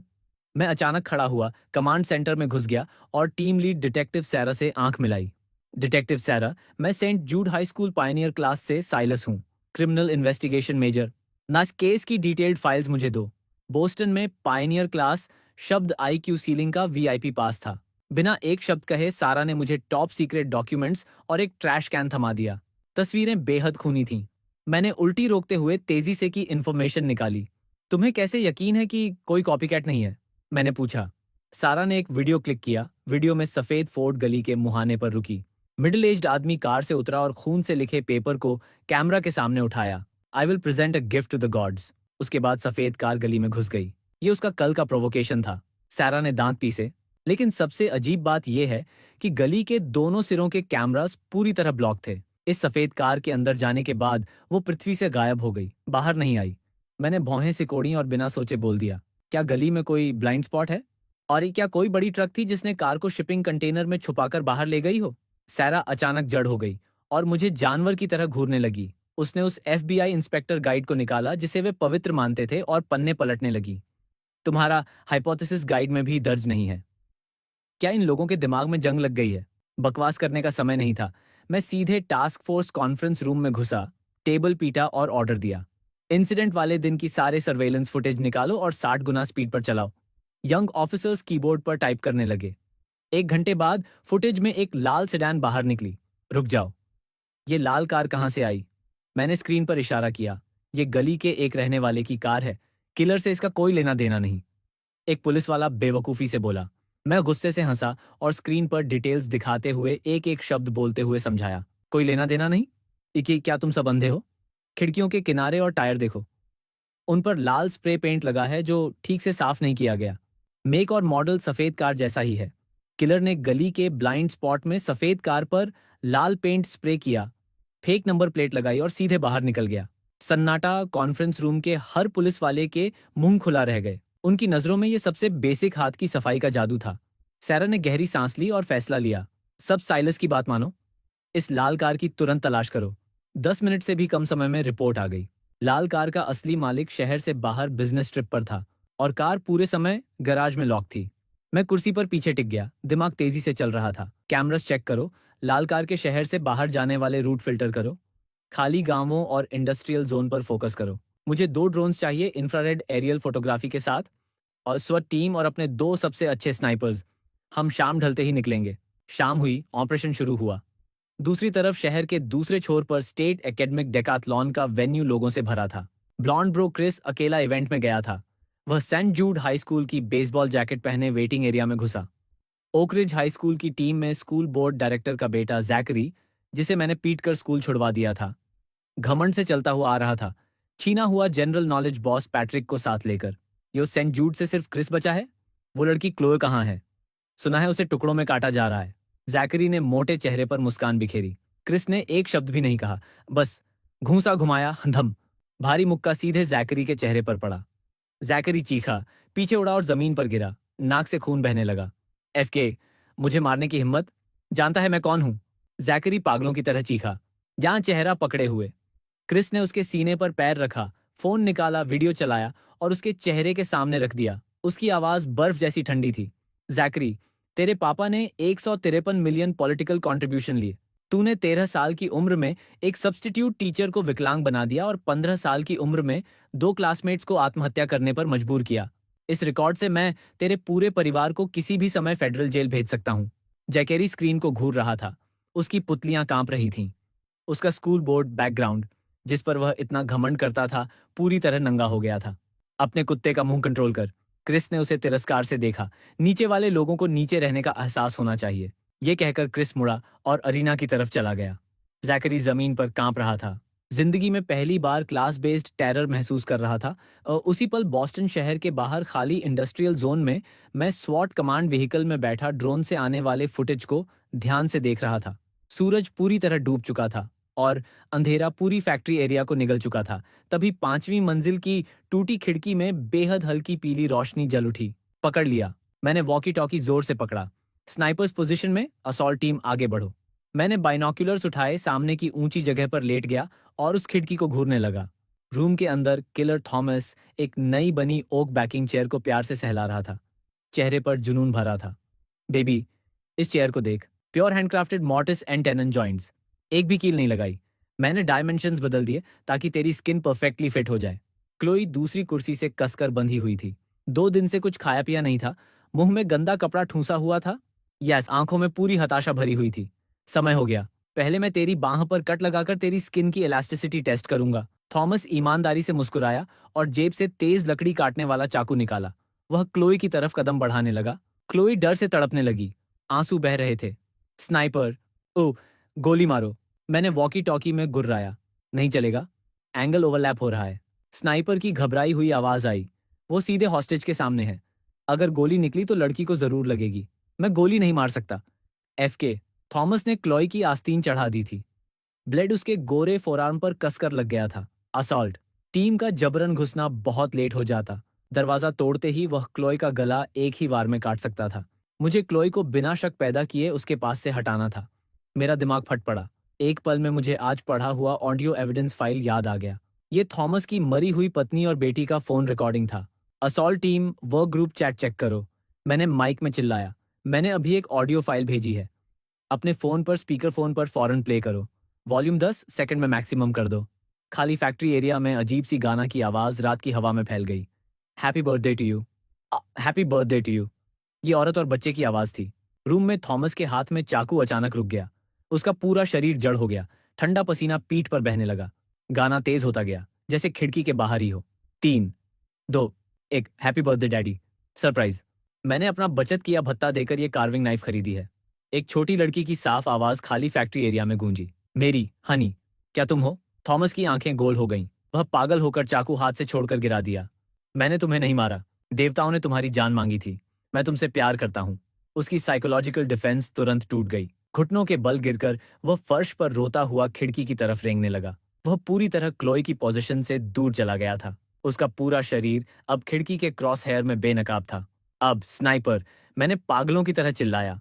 सार्जॉर्जा। आंखें फटने को थीं। धम। रात में एक दबी हुई गोली चली। 7.62 millimetre NATO standard sniper bullet ने भयानक गति से कांच तोड़ दिया। High speed rotating copper core bullet ने तुरंत थॉमस की छाती छेद दी। खून की धुंध उड़ी। थॉमस फटे हुए बोरे की तरह जमीन पर गिर गया। मुंह से खूनी झाग निकल रहा था। मरते दम तक उसे समझ नहीं आया कि जिन देवताओं की वो पूजा करता था, उन्होंने 7.62 मिलीमीटर बुलेट को क्यों नहीं रोका। हो गया। मैंने बाइनोक्यूलर्स हटाए। असॉल्ट टीम, अंदर जाओ। मेडिक्स फॉलो करो। स्नाइपर, नजर रखो। अगर हिलने की कोशिश की तो खत्म कर दो। ऑर्डर देने के बाद मैं लोगों को लेकर नीचे भागा। दरवाजा लात मारकर खोला। 4-5 स्वॉट ऑफिसर्स ने बंदूकें तान कर सीन कंट्रोल किया। फर्श पर थॉमस मरा पड़ा था। क्लोई कुर्सी से बंधी हुई थी। लंबे डिहाइड्रेशन और डर की वजह से उसकी आंखें फोकस नहीं कर पा रही थीं। एक ऑफिसर ने रस्सी खोली और मुंह से तौलिया निकाला। वह कमजोर होकर सिर उठाने लगी। जैसे ही उसकी नजर मुझ पर पड़ी, उसके खून से लाल आंखों में आंसू बह निकले। वाह! वह मेरी गोद में कूद पड़ी और जोर जोर से रोने लगी। आंसू और नाक मेरी छाती पर रगड़ दिए। मैंने कभी ऐसी स्थिति नहीं देखी थी, इसलिए हाथ रखने का जगह नहीं पता था। मैं सिर्फ अकड़कर उसकी पीठ थपथपा रहा था। ठीक है, सब खत्म हो गया। मेडिकल टीम अंदर आई और बेहोश क्लोई को स्ट्रेचर पर लाद लिया। टीम लीड डिटेक्टिव सारा मेरे पास आई और कंधे पर हाथ रखा। साइलस, इस बार मैं तुम्हारा एहसान मानती हूँ। आगे कभी कुछ चाहिए तो बताना। वे मुझे कार भेजकर घर भेजने लगी। मैंने उनके साथ औपचारिकता नहीं की। 2 दिन से लगातार टेंशन में था। अब रिलैक्स हुआ तो नींद सिर पर चढ़ गई। पुलिस कार में बैठकर सबर्बन हवा से आंख लग गई। ड्राइवर ने कैजुअली रेडियो ऑन किया। Currently scores between Oakridge high school और Saint Jude high school are very tight, लेकिन सेंट जूड का क्रिस थोड़ा घबरा रहा है। टाइम बचाने के लिए उसने पिछले कैलकुलेशन क्वेश्चन को वेरीफाई नहीं किया और एक पॉइंट गंवा दिया। ये सुनकर मैं तुरंत होश में आ गया। ये क्रिस का बेटा पूरे दिन ब्रैग करता था और ये हाल है। मैंने खिड़की नीचे की। ठंडी हवा चेहरे पर पड़ी। ऑफिसर, राउट बदल दो। एक वेन्यू है जहां मुझे टाइट टर्न करना है। उसी पल कंपटीशन वेन्यू पर क्रिस 28वें सवाल को स्क्रीन पर घूर रहा था। उसकी भौहें गहरी सिल गई थीं। Continuous rapid mental math problems. Oakridge की टीम में 3 लोग थे और लीडर पैट्रिक बहुत चालाक था। उन्होंने लेबर डिवाइड कर रखा था। पैट्रिक भारी काम करता, बाकी 2 मदद करते। क्रिस अकेला लड़ रहा था और उसकी स्पीड मैच नहीं कर पा रही थी। उसने जोर लगाकर जो टाइम डिफरेंस छीना था वो पूरी तरह खत्म हो गया। 28वां सवाल आया। 4 बाय 521, 2 बाय 1016, x गुना y कितना? क्रिस ने बचे समय को देखा और समझ गया कि ये राउंड गया। उसने दांत भींचे। यस, किस्मत आजमाने का फैसला किया और उंगली ऑप्शन डी पर ले जाने लगा। ठीक उसी पल उसकी उंगली बटन को छूने ही वाली थी कि अचानक एक हाथ ने उसकी रिस्ट जोर से पकड़ ली। फौरन दूसरा हाथ पीछे से आया और साफ साफ ऑप्शन बी पर मार दिया। डिंग। System prompt. सही जवाब। मैं उसके पीछे खड़ा था, हांफ रहा था और मुस्कुराते हुए बोला, ही, तुम भी बहुत बुरे हो ब्रो, आराम करो, बाकी मुझे संभालने दो। क्रिस ने घूम कर देखा। आंखें बाहर आ गईं। साइलस, तुम यहाँ कैसे? क्लोई का क्या हुआ? सॉल्व हो गया, इंसान बच गया। मैंने टेबल पर रखी मिनरल वाटर की बोतल उठाई और आधा घूंट पी लिया। स्कोर कैसा है? हम मारे गए। क्रिस ने हाथ फैलाए। 3 पॉइंट पीछे। टाइम डिफरेंस करीब 10 मिनट। Dead and. मैंने भौं उठाई। Dead and? जब देखो मैं स्कोर कैसे वापस लाता हूँ। क्रिस ने आंखें घुमाई। ब्रैगिंग जारी रखो। उसी समय ओकरिज हाई स्कूल के बूथ पर पैट्रिक ने सही जवाब का प्रॉम्प्ट सुना और हैरानी से सिर उठाया। उसके बगल में जैकरी ने स्क्रीन पर चेहरा साफ देखा। उसके चेहरे की बनावट बिगड़ गई। साइलस, ये कैसे हो सकता है? पिछले हफ्ते तक वह ग्रेड का सबसे नीचे का कचरा था। उसने निश्चित रूप से बैकडोर से पायनियर क्लास में एंट्री ली होगी। पैट्रिक ने ठंडे स्वर में कहा, बैकडोर? क्या तुम सोचते हो कि सेंट जूड का पायनियर क्लास किसान बाजार है? लेकिन उसने इसे ज्यादा सीरियस नहीं लिया। सेंट जूड टीम के पास सिर्फ 8 मिनट बचे थे और वे 3 पॉइंट पीछे थे। भले ही ये साइलस आइंस्टाइन से पोजेस्ड हो, टेबल नहीं पलट सकता। दुर्भाग्य से उसने मेरी ताकत को कम आंक लिया, या ज्यादा सही तरीके से कहें तो उसने इस दुनिया में जहां इंटेलिजेंस 1000 गुना रिग्रेस हो चुकी थी, ना मेरी डायमेंशनल स्ट्राइक कैपेबिलिटी को कम आंक लिया। दिंगट अगला सवाल आया। एक राइट एंगल ट्राइंगल के 2 लेग्स 6 और 3 है। हाइपोटेन्यूज का स्क्वायर निकालो। हिंट में पाइथागोरियन थ्योरम फॉर्मूला भी लगा हुआ था। मैंने स्क्रीन पर एक नजर डाली, दिल बिल्कुल शांत था और सीधे ऑप्शन सी दबा दिया। दिंग, सही जवाब। टाइम टेकन 5 सेकंड से कम। पूरी अरीना में सन्नाटा छा गया। फिर हंगामा मच गया। कमेंटेटर को अपने तैयार 200 शब्द के स्क्रिप्ट को पढ़ने का भी समय नहीं मिला। वह लड़खड़ाते हुए बोला, यह लगता है स्टूडेंट साइलस की किस्मत जबरदस्त है। उसके ब्लाइंड गेस की एक्यूरेसी रेट बेहद हाई है। सब सोच रहे थे कि मैं गेस कर रहा हूं, क्रिस सहित। भगवान, क्या तुम अपनी लाइफ स्पैन खर्च करके ये गेम खेल रहे हो? क्रिस ने मेरी बांह जोर से हिलाई। मैं कुर्सी पर पीछे टिक गया, आंखें बंद कर लीं। शोर मत करो। अगला सवाल आने पर जगाना। क्वेश्चन 30। टॉड ने 8 में खिलौना खरीदा या 9 में बेचा, 10 में वापस खरीदा और 11 में बेच दिया। उसने कितना प्रॉफिट कमाया? सवाल आते ही मेरी आंखें पूरी तरह खुली भी नहीं थीं कि मैंने कैजुअली ऑप्शन बी दबा दिया। दिंग, सही जवाब। अरीना उबल पड़ी। 3 हाई डिफिकल्टी लॉजिक प्रॉब्लम्स लगातार, तुरंत सही। ऑडियंस सीट्स पर हंगामा मच गया। ओकरिज के आंसरिंग रूम में माहौल बर्फ जैसा ठंडा हो गया। पैट्रिक स्क्रीन को घूर रहा था। माथे पर पसीना आ गया था। ये नामुमकिन है। इस तरह की किस्मत प्रोबेबिलिटी के सिद्धांत से मैच नहीं करती। वह मानने को तैयार नहीं था। उसने दिमाग लगाकर इस खरीद बिक्री लॉजिक प्रॉब्लम को सॉल्व करने की कोशिश की। कुछ देर कैलकुलेट करने के बाद उसने गलत जवाब दबाया और ओकरिज का आंसरिंग टाइम 0 हो गया। उनका फाइनल स्कोर 27 पॉइंट पर फ्रीज हो गया। अब मेरी बारी थी। Question 31, fill in the blank. On a snail प्रति घंटा 1 मीटर रेंगता है। स्नेल भी 0.5 मीटर प्रति घंटा। बी ने 3 घंटे पहले शुरू किया। एक कितने मिनट में बी को पकड़ेगा? ये तो एलिमेंट्री स्कूल का परस्यूट प्रॉब्लम था। मैंने कीबोर्ड लिया और जवाब टाइप कर दिया। दिंग, सही जवाब। एक और इंस्टेंट किल। इस बार गेस करने का बहाना भी नहीं चल सकता था। ये फिल इन द ब्लैंक था। चीटिंग, ये बिल्कुल चीटिंग है। ओकरिज का जैकरिया पागल कुत्ते की तरह टेबल पीटने लगा। पैट्रिक का चेहरा नीला पड़ गया। वह अपने टीममेट्स को लेकर आंसरिंग रूम से बाहर निकला और सीधे बैकस्टेज प्रोग्राम स्टाफ को रिपोर्ट करने गया। कंपटीशन रोक दिया गया। ऑडियंस में चर्चा छिड़ गई। सब अंदाजा लगा रहे थे कि क्या मैंने पहले से क्वेश्चन बैंक याद कर रखा था। क्रिस ने मुझे जटिल नजर से देखा। साइलस, वे तुम पर चीटिंग का आरोप लगा रहे हैं। अब क्या करोगे? मैंने पलक भी नहीं उठाई। उन्हें इन्वेस्टिगेट करने दो। मैंने जो नहीं किया, उससे मुझे क्या डर। थोड़ी देर बाद पैट्रिक हमारे आंसरिंग रूम का दरवाजा धकेलकर अंदर आया। वह सीधे मेरे पास आया और मुझे घूरने लगा। मैं तुम्हारे लिए क्वेश्चन बैंक से खुद सवाल चुनना चाहता हूँ। बदले में मैं तुम्हें जैकरी के पापा के पिछले 10 साल के मनी लॉन्ड्रिंग और ब्राइबरी के सबूत दूंगा। बस तुम मुझे सवाल चुनने दो, या कंपटीशन खत्म होने के बाद मैं पासवर्ड दे दूंगा। मुझे पता है तुम्हारा जैकरिया से पुराना बैड ब्लड है। मैंने फ्लैश ड्राइव पकड़ ली और हाथ में तौल ली। मुझे परवाह नहीं थी कि सबूत असली है या नहीं। जैकरिया को बर्बाद करने के लिए एक वाक्य काफी था, लेकिन मुझे उत्सुकता थी कि ये सो कॉल्ड जीनियस मेरे लिए किस तरह का कचरा सवाल चुन सकता है। डील। मैं कुर्सी पर पीछे टिक गया। 10 मिनट बाद कंपटीशन फिर शुरू हुआ। होस्ट ने अनाउंस किया कि फेयरनेस के लिए बाकी सवाल ओकरिज हाई स्कूल के पैट्रिक खुद क्वेश्चन बैंक से चुनेंगे। स्क्रीन फ्लैश हुई और पैट्रिक का पहला सवाल आया। 3 अजीब ग्राफिक सिंबल से बनी 3 वेरिएबल लाइनियर इक्वेशंस, जिनके बीच कोई क्लियर रिलेशनशिप नहीं थी। क्रिस ने एक नजर देखी और तन गया। वो हरामी पैट्रिक मारने पर तुला है। 10 मिनट में इसको कैलकुलेट नहीं कर सकते क्या? मैंने स्क्रीन स्कैन किया और कीबोर्ड पर 3 नंबर तेजी से टाइप कर दिए। दिंग, सही जवाब। ऑडियंस से तालियों की गड़गड़ाहट छत फाड़ने लगी। फौरन दूसरा सवाल आया। एक फार्म में मुर्गियां और सुअर एक साथ बंद हैं। ऊपर से 35 सिर गिने गए, नीचे से 94 पैर गिने गए। मुर्गियां और सुअर क्रमशः कितने हैं? ऑडियंस सामूहिक रूप से हाँफ गई। उनकी नजरों में यह बेहद मुश्किल, स्वर्ग को छूने वाला प्रॉब्लम था जिस पर Ivy League number theory class में आधा घंटा लेक्चर होता है। मैंने स्क्रैच पेपर भी नहीं लिया। 2 सेकंड मेंटल मैथ किया और जवाब टाइप कर दिया। सही जवाब। स्कोर तुरंत 27-27, टाई। अब पैट्रिक पूरी तरह पागल हो गया। क्लासिक लिटरेचर के अस्पष्ट कोट्स, बायोलॉजी में माइटोकॉन्ड्रिया ऑपरेशंस, यूरोपीय इतिहास में डायनेस्टी की स्थापना, उसने हर फील्ड से सख्ती से अस्पष्ट सवाल चुने। मुझे नॉलेज की ब्रैथ से मार डालने की कोशिश की, लेकिन हर बार मेरा जवाब 3 सेकंड से ज्यादा नहीं लेता था। 39वें सवाल तक सेंट जूड टीम ने एक भी पॉइंट नहीं गंवाया। स्कोर 33 हो गया और घड़ी पर अभी भी 3 मिनट पूरे बाकी थे। पैट्रिक बैकस्टेज कुर्सी पर ढेर हो गया। हाथ कांप रहे थे। उसने आखिरकार समझ लिया कि वह हाई स्कूल स्टूडेंट से नहीं, बल्कि एक अजेय पहाड़ से लड़ रहा है। अंतिम अनिच्छा के साथ उसने क्वेश्चन बैंक का वो अल्टीमेट टेस्ट क्वेश्चन क्लिक किया जो सैकड़ों साल से धूल खा रहा था। स्क्रीन पर लंबा पैराग्राफ आया। ये फिजिसिस्ट न्यूटन द्वारा छोड़ा अनसॉल्व्ड पैराडॉक्स है। एक लड़का पापा से 50 उधार लेता है और मॉम से 50। वह 97 में जूते खरीदता है, 3 बचे। वह एक पापा को लौटाता है, एक मॉम को लौटाता है और एक अपने पास रखता है। अब वह पापा मॉम दोनों से 49 बराबर 98 कर्जदार है, प्लस लड़के के पास वाला एक बराबर 99। क्वेश्चन, वो एक कहाँ गया? सवाल आते ही जानकार ऑडियंस पागल हो गई। क्रिस ने माथा पीटा। भगवान, ये न्यूटन द्वारा छोड़ा सदी का पजल है। ओरिजिनल सवाल आज तक अनसॉल्व्ड है। इससे कैसे कैलकुलेट करोगे? वीआईपी सेक्शन में यूनिवर्सिटी प्रोफेसर्स ने भी सिर हिलाया और निष्कर्ष निकाला कि 3 मिनट में इस भुते ही अनप्रिडिक्टेबल लॉजिक प्रॉब्लम को कोई नहीं हल कर सकता।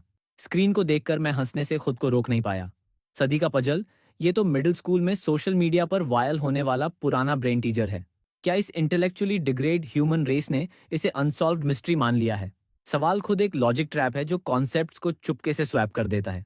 कर्ज और हाथ में बचा पैसा सीधे जोड़ा ही नहीं जा सकता। 98 का कर्ज पहले से ही लड़के के हाथ वाले एक को शामिल करता है। लंबी स्पीच देने का मन नहीं था। मैंने आंसर बॉक्स में एक लाइन टाइप कर दी। इस सवाल में लॉजिकल फैलेसी है। प्रॉम्प्ट में दिए अनुसार उस एक के वेयरअबाउट्स की गणना गणितीय रूप से मीनिंगलेस है। उत्तर वो मौजूद पूरी नहीं है। मैंने एंटर मारा। बैकस्टेज डायरेक्टर ने मेरे जवाब को देखा। उसे समझ नहीं आया, लेकिन इस फार्स को जल्दी खत्म करने के लिए उन्होंने सिस्टम को सही मार्किंग कर दी। कंपटीशन खत्म। सेंट जूड टीम चैंपियन बन गई। अरीना में तालियों की गड़गड़ाहट गूंज उठी। रेड कार्पेट पर क्रिस और मैं साथ साथ पोडियम की तरफ बढ़े। पैट्रिक तेजी से मेरे पास से गुजरा और धीमी आवाज में बोला, पासवर्ड है 88। उसने सिर उठाने की हिम्मत भी नहीं की और जल्दी से चला गया। तभी एक चिकना दिखने वाला आदमी महंगे सिविलियन रोब बीस्पोक सूट पहने मेरे पास आया। चेहरे पर नकली मुस्कान जो वह आकर्षक समझता था। हेलो सिलिस, मैं वेलिंगटन प्राइवेट एकेडमी से जूलियन हूँ। तुमसे मिलकर अच्छा लगा। जैसे ही मैं बोलने वाला था, क्रिस ने मुझे पीछे खींच लिया और उस आदमी की नजर से बचाया। ये छोटा जूलियन नहीं? और हेलो अंकल क्रिस। जूलियन का चेहरा एक पल के लिए सख्त हो गया। साइलस ने मुझे अभी बताया कि उसे टर्मिनल इलनेस है। यूएस का सिर बात करने पर दर्द करता है। अगली बार बात करेंगे। क्रिस मुझे खींचकर आगे ले गया। मैं पूरी तरह हैरान था। मैं बीमार हूं? मुझे तो पता नहीं था, क्रिस ने धीमी आवाज में कहा और जूलियन की पीठ को घृणा से देखा। अस से दूर रहो, वो कमीना बेहद घिनौना है। अभी भी कंफ्यूज्ड, मैं क्रिस द्वारा सीधे पोडियम पर खींच लिया गया। स्पॉटलाइट पड़ी और होस्ट ने माइक मेरे मुंह के पास रख दिया। उत्साहित होकर पूछने लगा कि मैंने शॉकिंग कमबैक कैसे किया और मेरा सीक्रेट क्या है। मेरा कोई सीक्रेट नहीं था। मैं तो बस कह नहीं सकता था कि मैं मॉडर्न ब्रेन लेकर ट्रांसमिग्रेट हुआ हूं। मैंने गला साफ किया और कुछ बकवास बोल दिया। सीक्रेट है, ज्यादा किताबें पढ़ो, ज्यादा अखबार पढ़ो, या कम बर्गर खाओ और ज्यादा सो।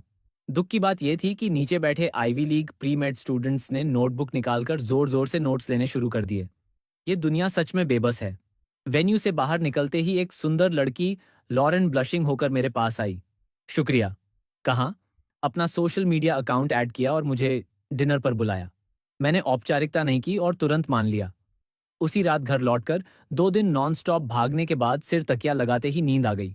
मुझे क्या पता था कि महासागर के पार यूके के ऑक्सफोर्ड यूनिवर्सिटी में इस वक्त पागलपन मचा हुआ है, सिर्फ इसलिए कि मैंने उस अंतिम न्यूटन पैराडॉक्स पर लिखा था, इस सवाल में लॉजिकल फैल्सी है। टॉप मैथ प्रोफेसर रोड्स को तुरंत एपिफेनी हो गई। मेरे उस एक वाक्य पर आधारित अनगिनत प्रूफ सामने आए, यहां तक कि यूरोप अमेरिका के हाई लेवल अधिकारियों को भी अलर्ट कर दिया। अगले दिन दोपहर डिटेक्टिव साराह ने मुझे बीपीडी बुलाया। उन्होंने मुझे मोटी रिवॉर्ड मनी का स्टैक थमाया और साथ ही किलर थॉमस का डायरी मेरे सामने रख दिया। पन्ना खोलते ही बेहद बेतुकी बातें थीं। थॉमस को गॉड्स एनवॉय कहने वाले एक ठग ने टारगेट किया था। ठग ने कुछ स्टॉक्स सुझाए जो संयोग से हजारों डॉलर्स बढ़ गए। थॉमस ने पूरी तरह विश्वास कर लिया कि वह देवता का चुना हुआ है।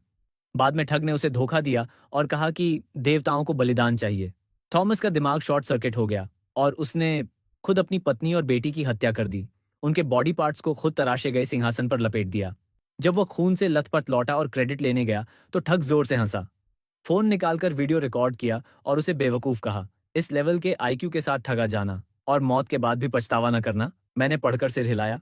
डिटेक्टिव सैरा को टिप दी और बैंक स्टेटमेंट्स तथा रूट के सर्वेलेंस कैमरास चेक करने को कहा। जाते जाते मैंने पैट्रिक द्वारा दी गई फ्लैश ड्राइव टेबल पर कैजुअली फेंक दी। उसमें Oak Ridge school board director Zachariah के पापा के मनी लॉन्ड्रिंग के पक्के सबूत भरे थे। एक बार वेरीफाई होने पर जकारिया का परिवार पूरी तरह खत्म, फेडरल जेल खाने को तैयार। पुलिस स्टेशन से निकलकर मैं क्लोए को देखने हॉस्पिटल गया। एंट्रेंस पर फ्रूट स्टैंड के पास बॉस ने कुछ संतरे तौले और 18 मांगे। मैंने हाथ में तौल कर देखा, वजन साफ गलत था। साइड से देखा तो स्केल के ट्रे के नीचे बड़ा काला मैग्नेट चिपका हुआ था। मैं हंसा, ये शेडी व्यापारी मुझे ठगने की कोशिश कर रहा था। मैंने कैजुअली 2 ग्रेपफ्रूट उठा लिए। बॉस ने कैलकुलेट किया, कुल 39। मैंने $100 का नोट निकाला और दे दिया। बॉस ने 61 का चेंज दिया। चेंज हाथ में लेकर मैंने माथा पीटा जैसा नाटक किया। ओ, मेरे पास एग्जैक्ट चेंज है, 40 देता हूँ, तुम 100 का नोट वापस कर दो।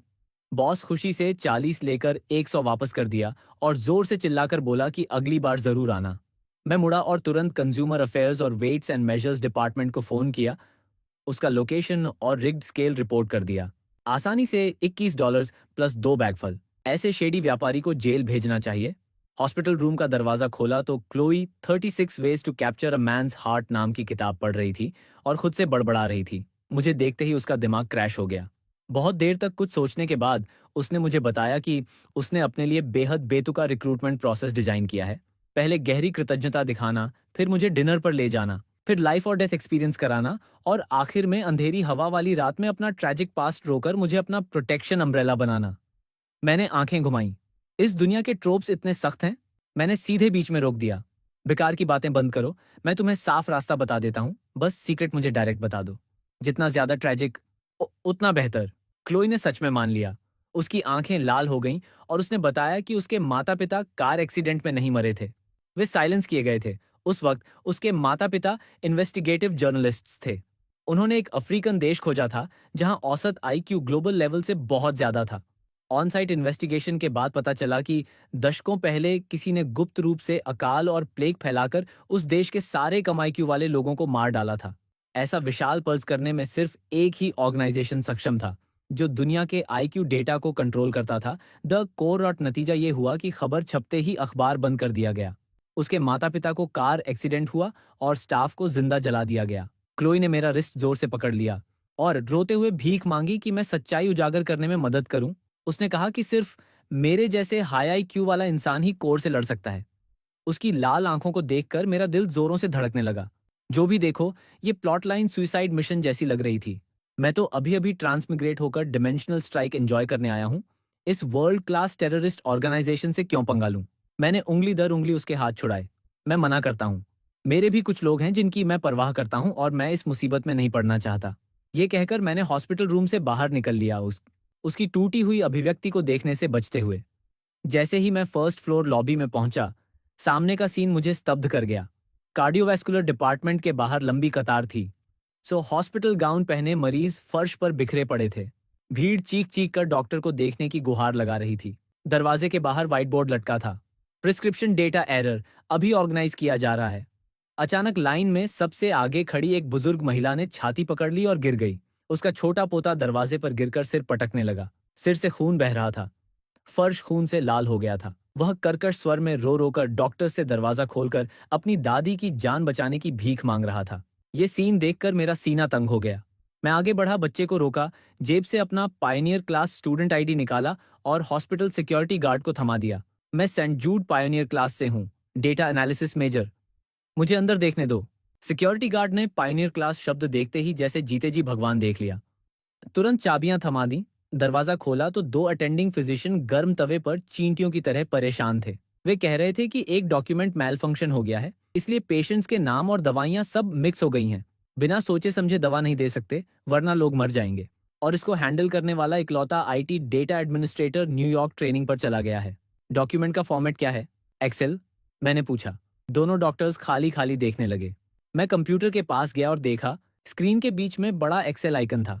डॉक्यूमेंट खोला तो हंसने से खुद को रोक नहीं पाया। हर रो में ग्रेडियंट कलर मार्कर था, लेकिन नाम कॉलम में कलर्स पूरी तरह मिक्स थे। मैंने हेडर रो में फिल्टर आइकॉन पर हवर किया और क्लिक किया। नाम कॉलम के अलावा बाकी सब कॉलम कलर के हिसाब से सॉर्ट हो रहे थे। किस बेवकूफ ने गलती से सॉर्टिंग मेथड बदल दिया? बस इसी मूर्खता भरी ऑपरेशन की वजह से बाहर सैकड़ों लोग मौत का इंतजार कर रहे थे। वो बुजुर्ग महिला लगभग मरने वाली थी और वो बच्चा सिर फोड़ रहा था।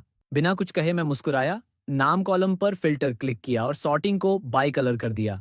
स्विश, पूरे डॉक्यूमेंट में तुरंत कलर्स परफेक्टली अलाइन हो गए और डेटा नॉर्मल हो गया। दोनों डॉक्टर्स ने कुछ फाइल्स वेरीफाई की और खुशी से कांपने लगे। वे मेरा हाथ जोर से पकड़कर बोनस देने और मेडिकल स्कूल में गारंटीड एडमिशन देने लगे। मैंने हाथ खींच लिया, दरवाजे से अंदर घुसाए बच्चे की आंखों में कृतज्ञता देखी और आह भरी। हालांकि इस दुनिया का आईक्यू कम हो गया था, लेकिन इन डॉक्टर्स की जान बचाने की डेडिकेशन में कोई कमी नहीं आई थी। मैंने बच्चे का सिर सहलाया, मुड़ा और चला गया। उसी शाम लॉरेन ने मुझे डिनर पर बुलाया। Top tier high end French restaurant Lucille चुना। हम खुशी खुशी बातें कर रहे थे कि अचानक पीछे से व्यंग्यात्मक पैसिव एग्रेसिव आवाज आई। यो, ये बिना मांग का कामना तो नहीं? मैं अचानक खड़ा हुआ और घूंसा मारने लगा, लेकिन साइड से एक हाथ ने उसे मजबूती से रोक लिया। ये हेनरी था। मेरी ओरिजिनल दुनिया में ये जैकरी का चमचा था। उसके परिवार का एक पुराना बोर्ड गेम पार्लर था। लेकिन इस इंटीग्रेटेड दुनिया में ब्रेन को बहुत टेस्ट करने वाला गो वेची गेम का स्टेटस अनंत बढ़ गया था। उसके परिवार द्वारा चलाए गए क्राउन स्ट्रैटेजी एकेडमी ने उन्हें प्रिविलेज क्लास बना दिया था। वे बाहर जाते तो बॉडीगार्ड्स भी साथ ले जाते थे। हेनरी ने गोल्ड रिम्ड चश्मा ठीक किया और तंज कसा। साइलस, स्कूल में लड़ने में तुम अच्छे हो, लेकिन सोसाइटी में पावर का खेल है। इस रेस्टोरेंट में मेरे परिवार के शेयर्स हैं। आज मैं उसके काले सूट वाले बॉडी मैन ने उंगलियां चटकाई और मुझे घेर लिया। स्टॉप! जूलियन साइड से आया, कुर्सी खींचकर बैठ गया। उसने हेनरी को जैसे जोकर देखा। क्या तुम न्यूज नहीं देखते? साइलस ने कल सेंट जूड पायोनियर क्लास का रिप्रेजेंट करके स्टेट एकेडमिक चैंपियनशिप जीती है। हेनरी जड़ हो गया।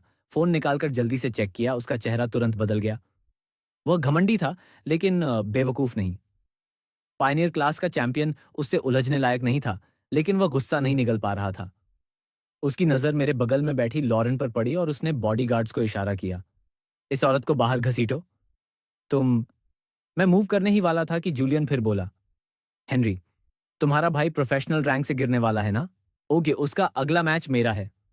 अगर आज तुमने इन्हें छुआ तो मैं अगला मैच फॉरफेट कर दूंगा और तुम्हारे भाई को गो सर्कल से बाहर निकलवा दूंगा। हेनरी की नसें फूल गईं। जूलियन को घूरते हुए उसने दांत पीसे। ठीक है, तुम बहुत क्रूर हो। जैसे ही वह मुड़कर जाने लगा, मैंने टेबल पीटा। रुक जाओ! मैंने हेनरी को देखकर ठंडी मुस्कान दी। हेनरी, तुम मुझे इतना मारना चाहते हो? मैं तुम्हें मौका देता हूं। पूरी रेस्टोरेंट में सन्नाटा छा गया।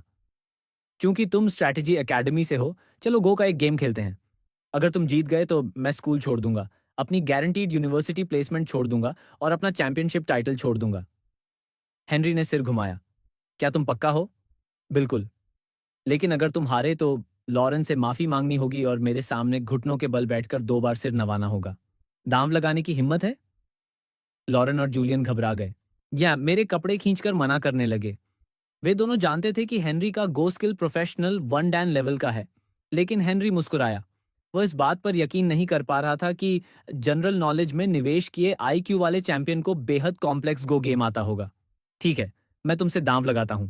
बॉडीगार्ड्स ने तेजी से टेबल क्लियर की, महंगे काया वुड गो बोर्ड और black and white go balls set कर दिए। कॉइन टॉस निजीरी खत्म हुआ। हेनरी ने ब्लैक लिया, पहले खेला। उसने ब्लैक स्टोन उठाया, विजयी और शातिर मुस्कान के साथ बोर्ड के बीच में जोर से रख दिया। 10 जेन। मैंने भौहें सिकोड़ी। मैं ग्रैंड चैंपियन हूं और तुम मेरे खिलाफ 10 जेन ओपनिंग कर रहे हो। ये नंगी बेइज्जती और प्रोवोकेशन है। मैंने सिर हिलाया, व्हाइट स्टोन निकाला और चौथी रो 16वें कॉलम पर रख दिया। Star point. स्टोन गिरते ही आसपास सन्नाटा छा गया। जूलियन की आंखें फैल गईं।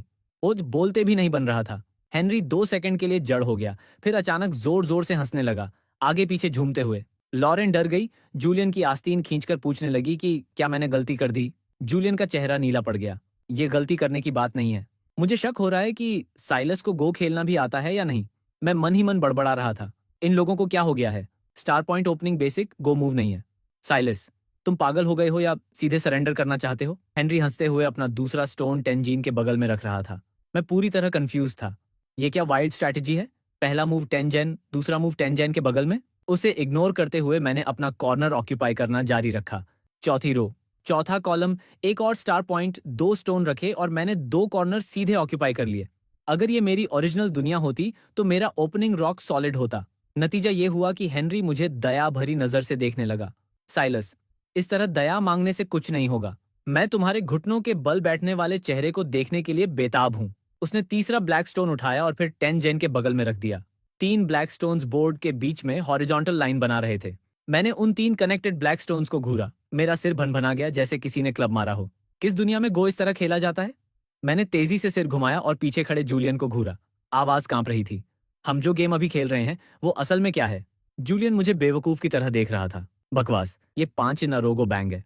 मैं वहीं जड़ हो गया। उन 3 ब्लैक स्टोन्स की कनेक्टेड लाइन को देखा। मेरे चेहरे पर मोनालिसा से ज्यादा कॉम्प्लेक्स एक्सप्रेशन था।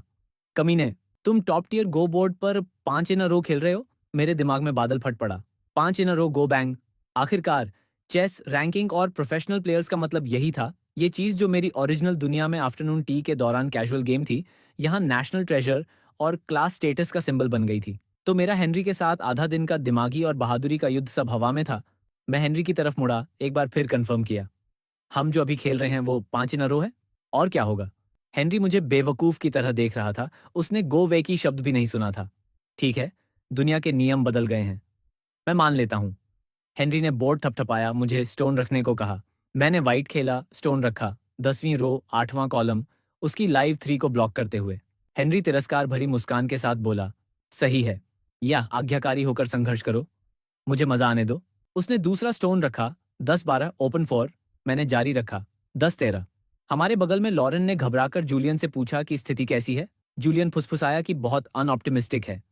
मेरा डिसएडवांटेज बहुत ज्यादा है, उम्मीद लगभग नहीं है। उसने लॉरेन को बताया कि मौका मिले तो पहले भाग जाना। हेनरी उसे नहीं छुएगा, लेकिन हम पर जरूर हाथ डालेगा। लॉरेन ने सिर हिलाया, कहा कि वह मुझ पर विश्वास करती है और मैं नहीं हारूंगा। उसकी बात सुनकर मेरा दिल गर्म हो गया। हेनरी के अटैक्स और तेज होते गए। 9-11 ड्रॉप, तुरंत 3 लाइव टूज बन गए। सिचुएशन पूरी तरह उसके कंट्रोल में लग रही थी। मैंने हिचकिचाए बिना 11-11 रखा, ब्लॉक जारी रखा।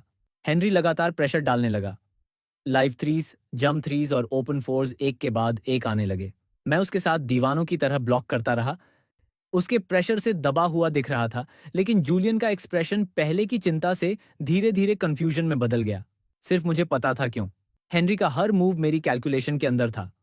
वह सोच रहा था कि वह अटैक कर रहा है, लेकिन असल में मैं उसके स्टोन्स का इस्तेमाल करके अपना लेआउट पूरा करवा रहा था। 10 से ज्यादा मूव्स के बाद हेनरी की स्पीड धीमी हो गई। उसे कुछ गड़बड़ महसूस हुई। ओपनिंग में उसे इतना बड़ा एडवांटेज था, बस एक स्टेप मिस होता तो वह जीत जाता। फिर भी मैंने एक भी फ्लॉ नहीं दिखाया, यहां तक कि एक भी नहीं। आखिरकार वह रुक गया। मैं हल्के से हंसा, उंगली बोर्ड पर टैप की। क्या हुआ? लाइव 2 नहीं मिल रहा? यहाँ खेलो, यही एक स्पॉट बचा है जहां लाइव 3 बन सकता है। हेनरी बोर्ड को घूर रहा था। चेहरा नीला पड़ गया था। उसके ब्लैक स्टोन्स मुझे पूरी तरह लॉक हो चुके थे। ओपनिंग एडवांटेज पूरी तरह खत्म। दांत पीसते हुए उसने पूछा कि मैंने ये कैसे किया, जबकि 1 महीने पहले तक मैं कचरा था। मैंने उसकी तरफ देखा भी नहीं। जम्हाई ली, अगर डर गए हो तो हार मान लो और निकल जाओ। बेशक, अगर तुम सबके सामने घुटनों के बल चलकर बाहर जाना चाहते हो तो मुझे कोई एतराज नहीं। बकवास। हेनरी की आंखें खून से लाल थीं। तुम सोचते हो तुम पहले ही जीत गए हो? जो भी हो, मुझे परवाह नहीं। उसके सारे रूट्स पूरी तरह सील करने के बाद मैंने आउटर वाइट स्टोन्स को मोबिलाइज करके काउंटर अटैक शुरू कर दिया। Live twos, live threes, step by step आगे बढ़ते हुए। हेनरी की भौहें और ज्यादा सिकुड़ती गईं। लॉरेन ने माहौल में रिवर्सल महसूस किया। चेहरे पर खुशी छा गई। जूलियन का मुझे देखने का लुक थोड़ा और कॉम्प्लिकेटेड हो गया। धम, आखिरी स्टोन धातु और पत्थर की साफ आवाज के साथ गिरा। हेनरी, तुम हार गए। हेनरी 1 सेकंड के लिए जड़ हो गया, फिर तुरंत विरोध किया। मैं नहीं हारा, ये सिर्फ लाइव 3 है, मैं ब्लॉक कर सकता हूं। जूलियन ने गहरी आवाज में बीच में टोका। जो स्टोन तुमने अभी रखा, उसकी डायगोनल लाइन देखो। हेनरी की आवाज अचानक बंद हो गई। उसका पूरा शरीर जड़ हो गया। मेरा वो मूव परफेक्टली डायगोनल लाइन पर 2 और स्टोन्स के साथ दूसरा लाइव 3 बना रहा था। Double kill. और सबसे महत्वपूर्ण, सबसे छिपा हुआ स्टोन ठीक वही स्टार पॉइंट था जो मैंने पहले मूव के रूप में कैजुअली रखा था। हेनरी बड़बड़ाया, क्या यह संभव है कि शुरुआत से ही तुम? मैं मुस्कुराया। मैंने इतना आगे नहीं सोचा था। बस तुम्हारे अटैक्स को ब्लॉक करते हुए मैंने स्थिति को इस दिशा में मोड़ दिया। आखिरी मूव यहां खेलना ज्यादा संतोषजनक है। हेनरी का जबड़ा जोर से बंद हुआ। लॉरेन ने लंबी राहत की सांस ली। औंधी पूरी तरह से मुट्ठियां खोल दी जिन्हें वह पूरे समय कसे हुए थी। मैंने आंखें उठाकर हेनरी को देखा। शर्त पूरी करो। क्या हमें वेन्यू क्लियर करने में मदद करनी होगी? हेनरी का चेहरा उदास था। अचानक उसने ठंडी मुस्कान दी। वॉइस, क्या शर्त? उसने टेबल से साइन किए अग्रीमेंट वाला नैपकिन उठाया और हमारे सामने ही फाड़कर टुकड़े टुकड़े कर दिया। बॉडीगार्ड को थमाते हुए बोला, जला दो। मेरा चेहरा सख्त हो गया। तुम कर्ज चुकाने से मुकर रहे हो? हेनरी ने अनजान बनने का नाटक किया। मुकरना?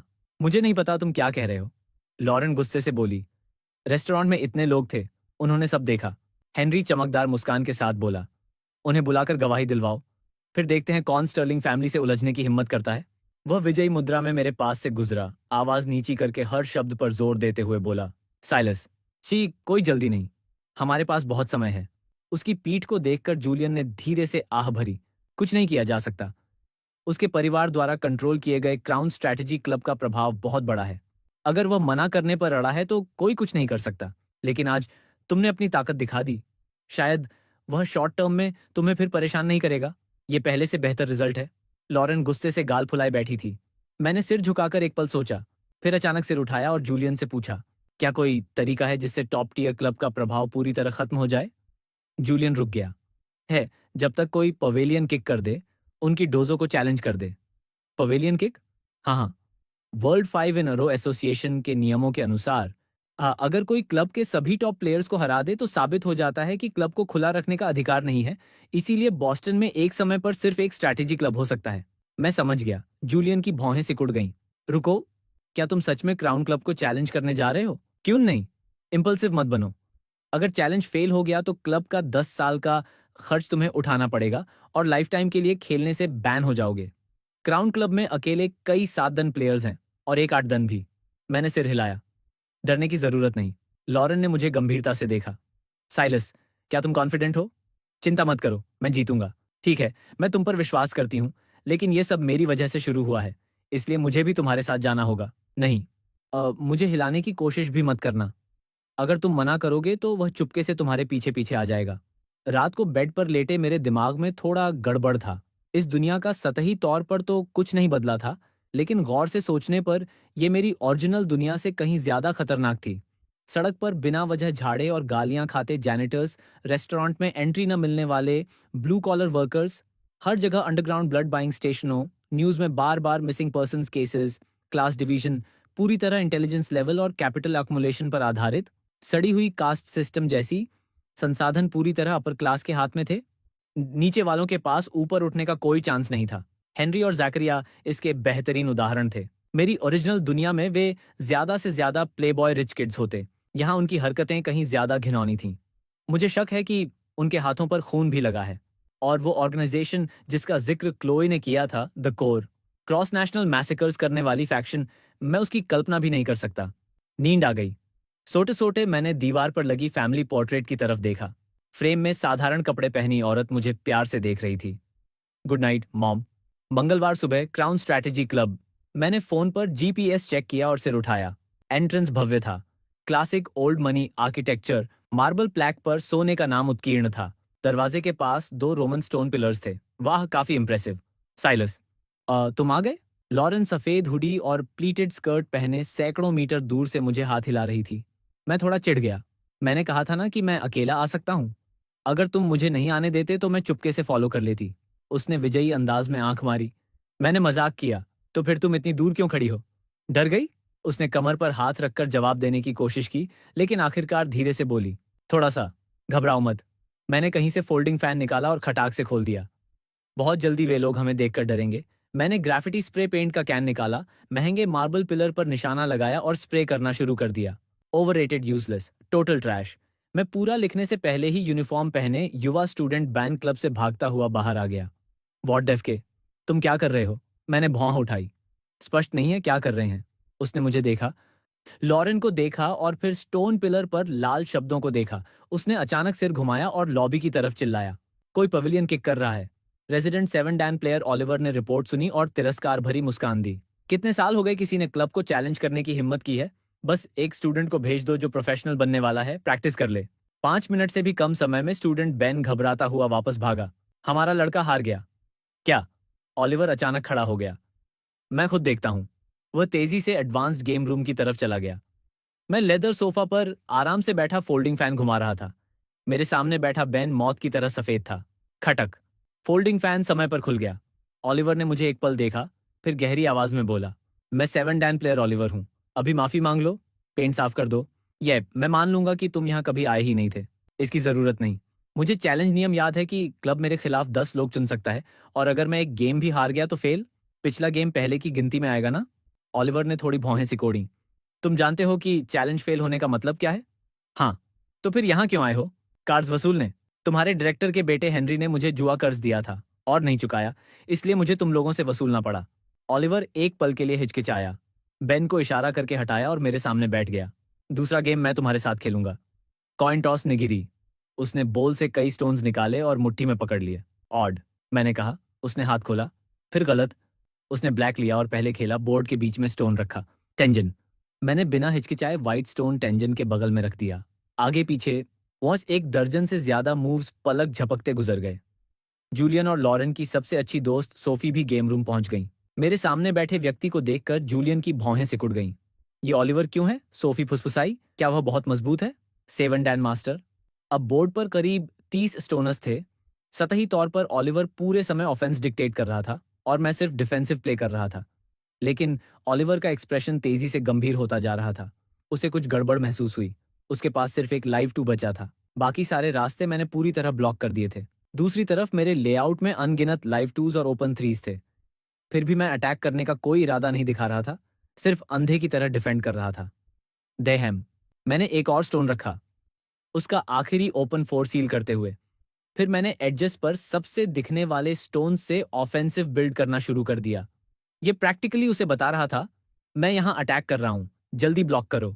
ऑलिवर के माथे पर पसीना आ गया। उसे ये तरह की सेंसेशन सिर्फ तब महसूस हुई थी जब वह छोटा था और मौजूदा world number 1 chess saint master Victor के खिलाफ खेल रहा था।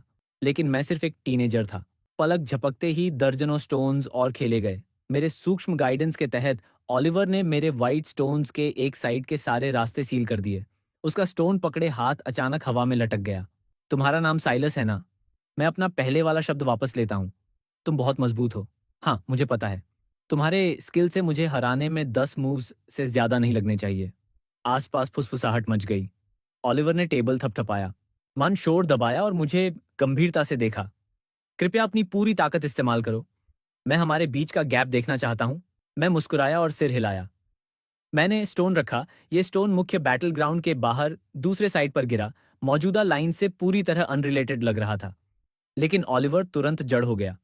एक बेहद मुश्किल एंगल पर ये स्टोन 2 हिडन कनेक्टेड टूल्स को जोड़ रहा था जो एक सिरे से बहुत पहले ब्लॉक हो चुके थे। 4 बेकार स्टोन्स 5 में बदल गए। ये मूव तुमने 10 मूव्स पहले सेट किया था। ऑलिवर की आवाज सूख गई थी। तुम बहुत पहले जीत सकते थे। हाँ, मैं हार गया।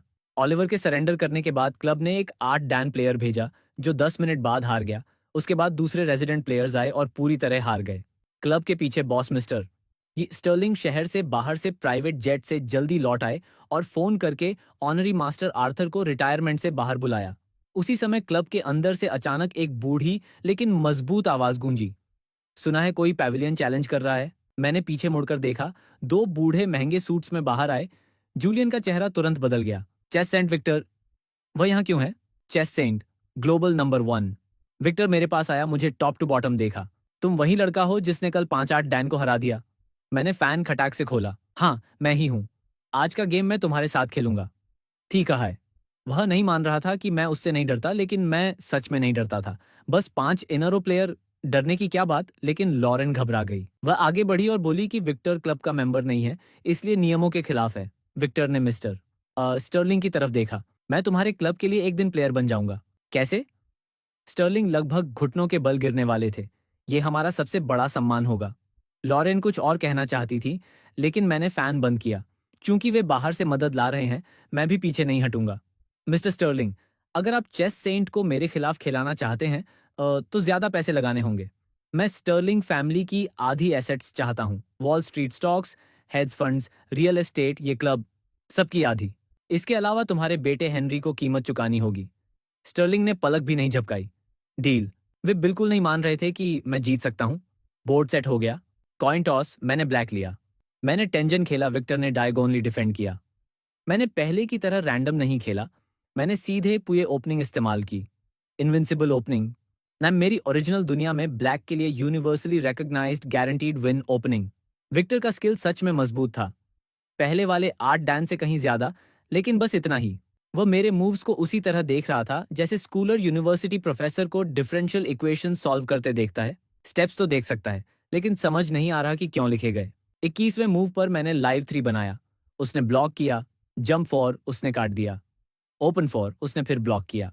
वह सोच रहा था कि वह डिफेंड कर रहा है, लेकिन असल में हर मूव मेरे रास्ते बना रहा था। 37वें मूव पर मैंने स्टोन रखा। 4-3 फॉर्क, इंस्टेंट किल। विक्टर बोर्ड पर जड़ होकर बहुत देर तक बैठा रहा। उसके बगल में मास्टर आर्थर ने पूछा कि उसने कितनी ताकत लगाई। उसने जवाब दिया, 100%। और पूरी तरह कन्विंस्ड होकर हारा। पूरी रूम में हंगामा मच गया। 17 साल का लड़का चेस सेंट को हरा गया। जीसस क्राइस्ट, ये किस तरह का मॉन्स्टर है। सोफी और लॉरेन एक दूसरे को गले लगाकर उछल रही थीं। सिर्फ स्टर्लिंग कोने में खड़े थे, जैसे उनके पिता मर गए हों। लेकिन वह शातिर पुराना कैपिटलिस्ट लोमड़ी था। उसका एक्सप्रेशन पलट गया और वह मुस्कुराते चेहरे के साथ मेरी तरफ बढ़ा। Boss Silas. मैं चौंक गया। अगले कुछ दिनों में एसेट ट्रांसफर और इक्विटी हैंडओवर कर दूंगा, और पिछले साल के प्रॉफिट्स का आधा हिस्सा भी ट्रांसफर कर दूंगा।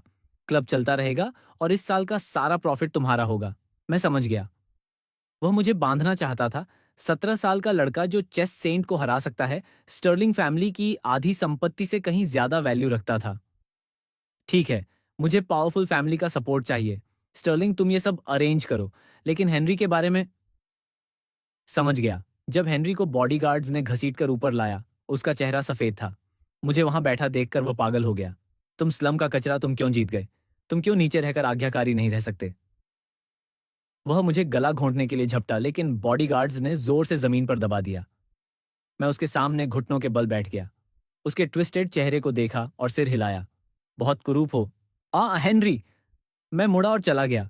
पीछे से स्टर्लिंग की आवाज आई, हेनरी को प्लेन पर फेंको और कल उसे अलास्का आइस विल्डरनेस भेज दो।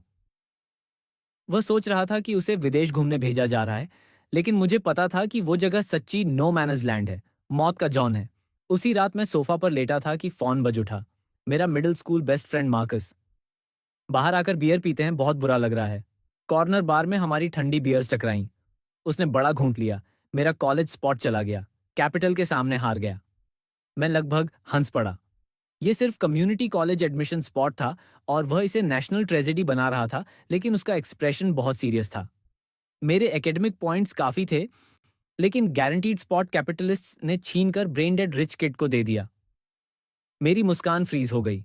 इस दुनिया में कम्युनिटी कॉलेज का स्पॉट भी कैपिटलिस्ट के स्ट्रिंग पुलिंग के लायक था। सीमित इंटेलिजेंस की वजह से ज्यादातर लोग एलिमेंट्री स्कूल में ही बाहर हो जाते थे। हाई स्कूल वाले पहले से ही हाई एजुकेटेड माने जाते थे। कॉलेज में एंट्री पाने वाले 100 में से एक थे। मैंने कहा, मैं कोई रास्ता निकालूंगा। 2 दिन बाद एक्स ट्विटर ट्रेंडिंग टॉपिक्स पर विस्फोट हो गया। मानवता का नंबर 1 चेस सेंट विक्टर ने गूगल सुपर एआई अल्फागो के खिलाफ तीनों गेम्स हार गए।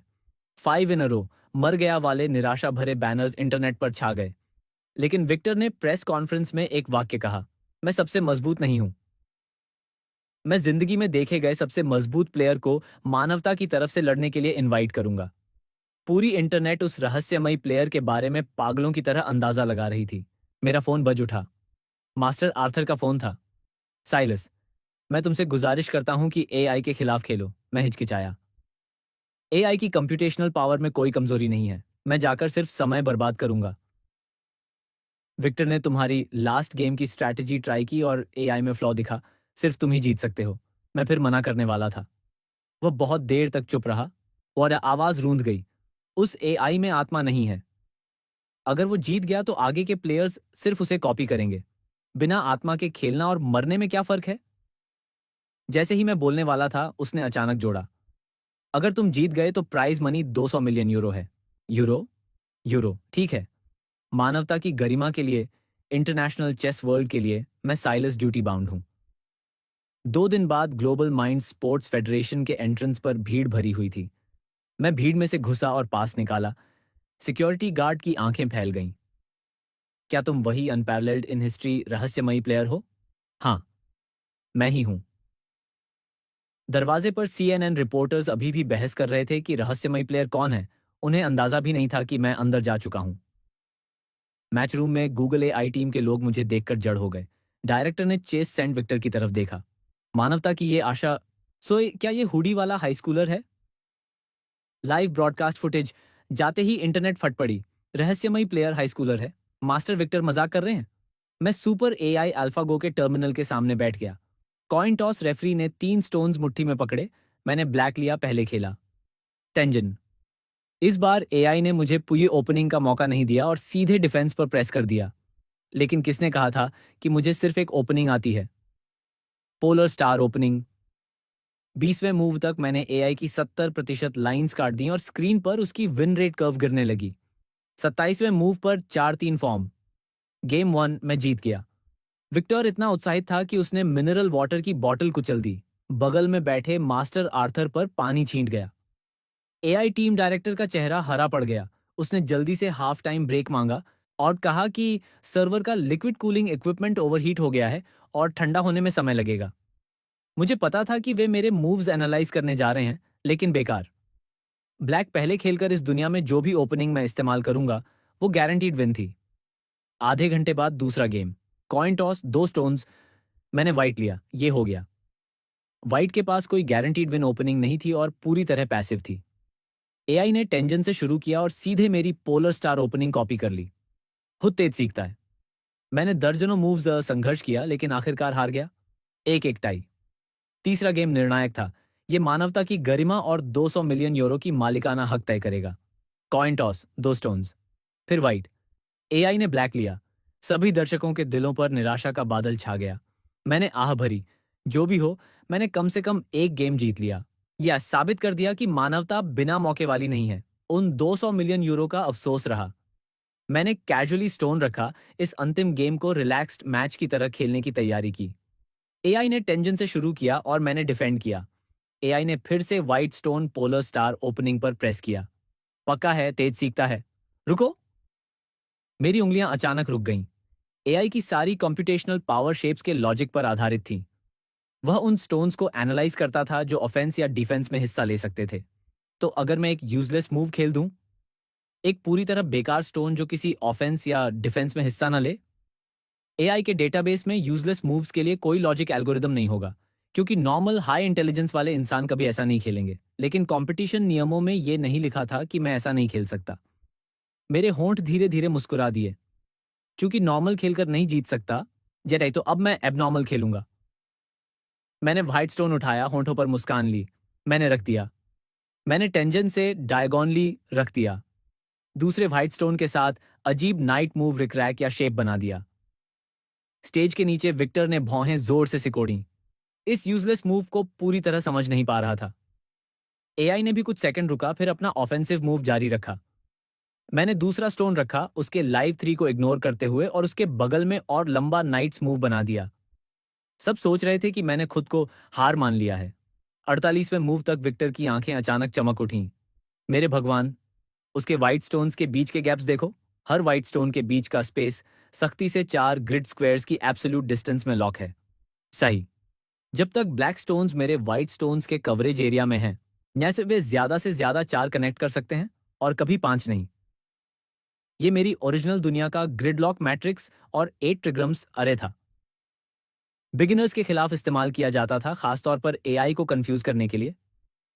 एआई सिर्फ कनेक्टिंग और ब्लॉकिंग स्टोन्स कैलकुलेट कर रहा था। उसे यह अंदाजा भी नहीं था कि पूरी बोर्ड का टेरिटरी मेरे द्वारा ज्योमेट्रिकली लॉक हो चुका है। मैं अल्फागो को कुत्ते की तरह मेज में घुमा रहा था। 60वें मूव पर मैंने 2 लाइव 3s कनेक्ट किए। विक्ट्री, अरीना फट पड़ी। नया चेस सेंट। नहीं, ये चेस का भगवान है। 17 साल के लड़के ने 30 लाख साल की मानव चेस विजडम को उलट दिया। मैंने अवार्ड लिया, फोटो खिंचवाई और 200 मिलियन यूरो का चेक मेरे हाथ में था। जैसे ही मैं बिल्डिंग से बाहर निकला, एक भारी फोर्ड ट्रक पागल जानवर की तरह मेरी तरफ दौड़ा। धाम। मैंने शुद्ध इंस्टिंक्ट से पीछे छलांग लगाई। मेरा बायां हाथ बुरी तरह घिस गया, जहां सिर जोर से कंक्रीट पर लगा। मास्टर आर्थर समय पर नहीं हट पाए। आसपास के कई रिपोर्टर्स तुरंत सांस रोककर रह गए। मुझे काले सूट वाले आदमियों के ग्रुप ने कसकर शील्ड किया और ले गए। हम हॉस्पिटल नहीं गए। मुझे आर्मर्ड व्हीकल में ठूंसकर underground air raid shelter base ले जाया गया। जब मैं होश में आया तो टैक्टिकल वेस्ट पहने एक आदमी, जिसने खुद को एजेंट कार्टर बताया, मेरे हॉस्पिटल बेड के पास खड़ा था। यस, ये यूएनजी है, यूनाइटेड नेशंस जीनियस काउंसिल। जी, खुद को तुम जैसे दुर्लभ जीनियस की सुरक्षा के लिए समर्पित?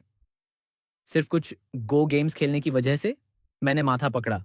उससे ज्यादा, न्यूटन पैराडॉक्स पर तुम्हारा सॉल्यूशन प्रिंसटन यूनिवर्सिटी के एकेडमिक कमेटी द्वारा वेरीफाई हो चुका है। तुम फिलहाल इस ग्रह के 80 अरब लोगों में इकलौते कन्फर्मेड ट्रू जीनियस हो। उसने मुझे टॉप सीक्रेट फाइल दिखाई जिसमें लिखा था, साइलस इज कन्फर्म डेड। तुमने मेरी मौत क्यों घोषित की? ये यूएनजी का रेगुलेशन है। गाइड बुक में हर नियम हमारे पूर्वजों के जीवन पर आधारित है। कार्टर गंभीर स्वर में बोला। मैंने और नहीं पूछा। अगले कमरे में मिलिटेरी मीटिंग चल रही थी। कार क्रैश पर चर्चा हो रही थी। मैंने दरवाजा धकेला और सीधे अंदर चला गया। तारों वाले, कंधों वाले ऑफिसर्स का पूरा रूम एक साथ खड़ा हो गया। मुझे भगवान की तरह देखने लगे। Supreme commander edit general Collins, 3 star lieutenant general, मुझे बेहद सम्मान से देख रहे थे। उन्होंने 3 दिन इन्वेस्टिगेट किया और क्लूजा कैरिया तक पहुंचे। लेकिन इंसिडेंट के 10 मिनट बाद उन्होंने द डोमेन नाम के रहस्यमयी ऑर्गेनाइजेशन से एन्क्रिप्टेड सिग्नल इंटरसेप्ट किया था। मेरा दिमाग तेजी से चला और मैंने पूछा, क्या तुमने ट्रक की चाबियों पर फिंगरप्रिंट्स चेक किए? उन्होंने नहीं किए थे। मैंने उन्हें मेरे घर जाने को कहा, जूलियन का बिजनेस कार्ड लाने को कहा और उस पर फिंगरप्रिंट्स कंपेयर करने को कहा। 1 घंटे बाद कंफर्म हो गया, ये जूलियन था। वो प्राइवेट एकेडमी का रिच किड जो हमेशा रिफाइंड जेंटलमैन बनने का नाटक करता था। तुरंत अरेस्ट शुरू करो, उसके साथी भी हो सकते हैं। जनरल कॉलिंस ने ऑर्डर दिया। लेकिन एजेंट्स ने रिपोर्ट किया कि जूलियन अपने लग्जरी अपार्टमेंट में नहीं था। मैं मुस्कुराया। तो फिर उसे डायरेक्ट पूछ लेते हैं। मैंने फोन किया, जूलियन, अब बात करते हैं। दूसरी तरफ लंबी चुप्पी रही। उसकी आवाज कड़क कर नकली हैरानी जाहिर करने लगी। मैं उसके साथ शब्द बर्बाद नहीं करना चाहता था। नाटक बंद करो। तुम्हारे बहुत सारे फ्लॉज हैं। क्या तुम सोचते हो मैं सिर्फ चैट करने के लिए फोन किया? मॉडर्न कम्युनिकेशन सिग्नल्स को मिलिट्री सैटेलाइट्स रियल टाइम में ट्रैक कर सकते हैं। मैंने फोन काट दिया। 3 अपैची हेलीकॉप्टर्स पहले से ही उस बिल्डिंग को घेर चुके थे। मैं रूफटॉप पर खड़ा था। रोटर से उठी तेज हवा मेरे कपड़े उड़ा रही थी। पूरी नेशन की वॉर मशीन मेरे पीछे खड़ी होने का एहसास सच में संतोषजनक था। धाम रूफटॉप का दरवाजा लात से खुला। जूलियन हाथ ऊपर उठाए बाहर आया। उसका 20 स्पोक सूट खून से सना हुआ था। एक सती को निपटा दिया। डर था कि पकड़े जाने पर ज्यादा बोल देगा। हम रूफटॉप पर पुराने दोस्तों की तरह आमने सामने बैठ गए। उसने मुझे कोक का कैन फेंका। मैंने नहीं पकड़ा। साइलस, यस, इस दुनिया में एक बग है। मेरी नजर तेज हो गई। वह क्या कह रहा है? उसने मेरी रिएक्शन देखी और मुस्कुराया। जैसा कि उम्मीद थी, तुम समझ गए। उसने कहा कि ये टेक हिस्ट्री बुक के मार्जिन में डॉक्टर एलियस वेंस द्वारा छोड़ा गया एन्क्रिप्टेड एनोटेशन था। डॉक्टर वेंस कोर के क्रिएटर थे। तुम सच्चे जीनियस की नजरों में दुनिया अलग दिखती है। मैंने जवाब नहीं दिया। उसने कोक का घूंट लिया, उठा और रूफटॉप के किनारे चला गया। जा रहे हो? पूछो। मैं अपने साथी को रास्ता दिखा सकता हूं और फिर खुद डर कर पीछे रह सकता हूं। जब तुम नर्क पहुंचो तो उन लोगों से माफी मांगना जिन्हें तुमने मारा। माफी मांगने की कोई बात नहीं। मैंने वो रास्ता चुना जिसे द डोमेन बिल्कुल सही मानता है। वह पीछे की तरफ झुका, टूटे पतंग की तरह छत के किनारे से गायब हो गया। नीचे से भारी धमाका हुआ। मैं एक पल के लिए खड़ा रहा, फिर हेलीकॉप्टर की तरफ मुड़ा। एजेंट कार्टर ने मेरे ईयरपीस में कहा कि जब तक मैं जिंदा हूं, द डोमेन साइलेंट डॉर्मेंसी में चला जाएगा, सिर्फ मेरी मौत के बाद फिर बाहर आएगा। दूसरी असैसिनेशन ऑर्गेनाइजेशंस जो जीनियस को टारगेट करती हैं। 5,000 साल पहले द डोमेन ने हर उस ऑर्गेनाइजेशन को मार डाला जो जीनियस को खतरा पहुंचा सकता था। ये तो काफी यानरे है। कार्टर ने सुझाव दिया कि मैं अपनी पूरी आइडेंटिटी बदल लूं। अगर तुम साइलस की आइडेंटिटी जारी रखोगे तो तुम्हारे दोस्तों और परिवार को इंटरफेरेंस या जानलेवा खतरा हो सकता है। मैंने एक पल सोचा और मान लिया। एक दिन बाद बोस्टन का सबसे हाई ग्रेड फ्यूनरल पार्लर में कोने में खड़ा था, सनग्लासेस और ब्लैक मास्क लगाए, हॉल के बीच में लगी अपनी तस्वीर को देख रहा था। फोटो मेरे Saint Jude high school student ID से क्रॉप की गई थी। मैं पूरी तरह सुन्न था, अपनी ही मेमोरियल सर्विस अटेंड कर रहा था। यह अनुभव कौन समझ सकता है? उपस्थित सभी बड़े बड़े लोग थे। ग्लोबल माइंड स्पोर्ट्स फेडरेशन के चेयरमैन, गवर्नर, ये एआई टीम का हेड। उस डायरेक्टर का चेहरा राख जैसा था। उसने कहा कि अल्फागो भी मर गया है क्योंकि उसका लॉजिक कोर क्रैश हो गया और उसे वापस जीतने का कभी मौका नहीं मिलेगा। लॉरेन ब्लैक ड्रेस पहने दरवाजे पर खड़ी थी, आंखें लाल थीं। सोफी उसके बगल में खड़ी थी। मेरा बेस्ट ब्रो मार्कस कोने में बैठा था, चेहरा पूरी तरह लाल, साफ था कि पी रखी थी। सफेद क्रिस्मम का गुलदस्ता जोर से पकड़े हुए था, छोड़ने को तैयार नहीं था। मैंने फोन उठाया और एनक्रिप्टेड नंबर से हर एक को टेक्स्ट मैसेज भेजा। रोना बंद करो, डैडी मरा नहीं है। लॉरेन ने फोन देखा, आंखें अचानक फैल गईं। फिर होठों के कोने दबाए सोफी को खींचा और गुस्से में चली गई। मार्कस बहुत देर तक जड़ रहा, फिर उसके होठों पर मुस्कान फैल गई। उसने नोटबुक निकाली और जोर जोर से लिखने लगा।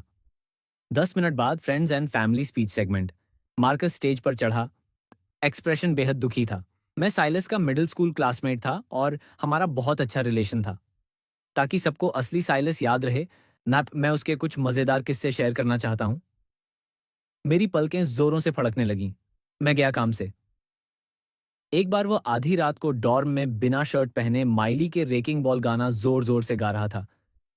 चीयरलीडर्स के लॉकर रूम को बाइनोक्यूलर्स से झांकता था। सड़क पर पटाखे से सेप्टिक टैंक उड़ाया और खुद पर गोबर गिरा लिया। मेरी कनपटियों पर नसें फूल गईं। वो कमीना मार्कस। साइलस की identity officially unusable social death हो गई। मेमोरियल सर्विस का फुटेज 2 दिन तक न्यूज चैनल्स पर लूप में चलता रहा। मैंने कार्टर को अपना अथॉरिटी इस्तेमाल करके इंटरनेट से पूरी तरह हटवा दिया। 2 महीने बाद डिजिटल फुटप्रिंट पूरी तरह मिटा दी गई और पब्लिक की मेरे चेहरे की याद धुंधली हो गई। मैंने ब्लैक रिम्ड चश्मा लगाया और नई आइडेंटिटी ले ली, इवन हार्वर्ड यूनिवर्सिटी फ्रेशमैन। 3 महीने बाद मैं एमट्रैक लॉन्ग डिस्टेंस ट्रेन पर सवार हुआ। ईस्ट कोस्ट पार करता हुआ कैम्ब्रिज की तरफ। Economy car blue collar workers से भरी हुई थी। सस्ते परफ्यूम और पसीने की बदबू फैली हुई थी। कोने में एक औरत बच्चे को गोद में लिए कुचकी हुई बैठी थी। मैं उसके पास गया। मैडम, बच्चे को गोद में लिए कुचक क्यों बैठी हो? क्या तुमने सीटेड टिकट नहीं खरीदी? उसने डरते हुए कहा कि उसने खरीदी थी नंबर 27। मैंने उसकी नजर का पीछा किया। 50 के आसपास की औरत शनेल सूट पहने अमीर लग रही थी।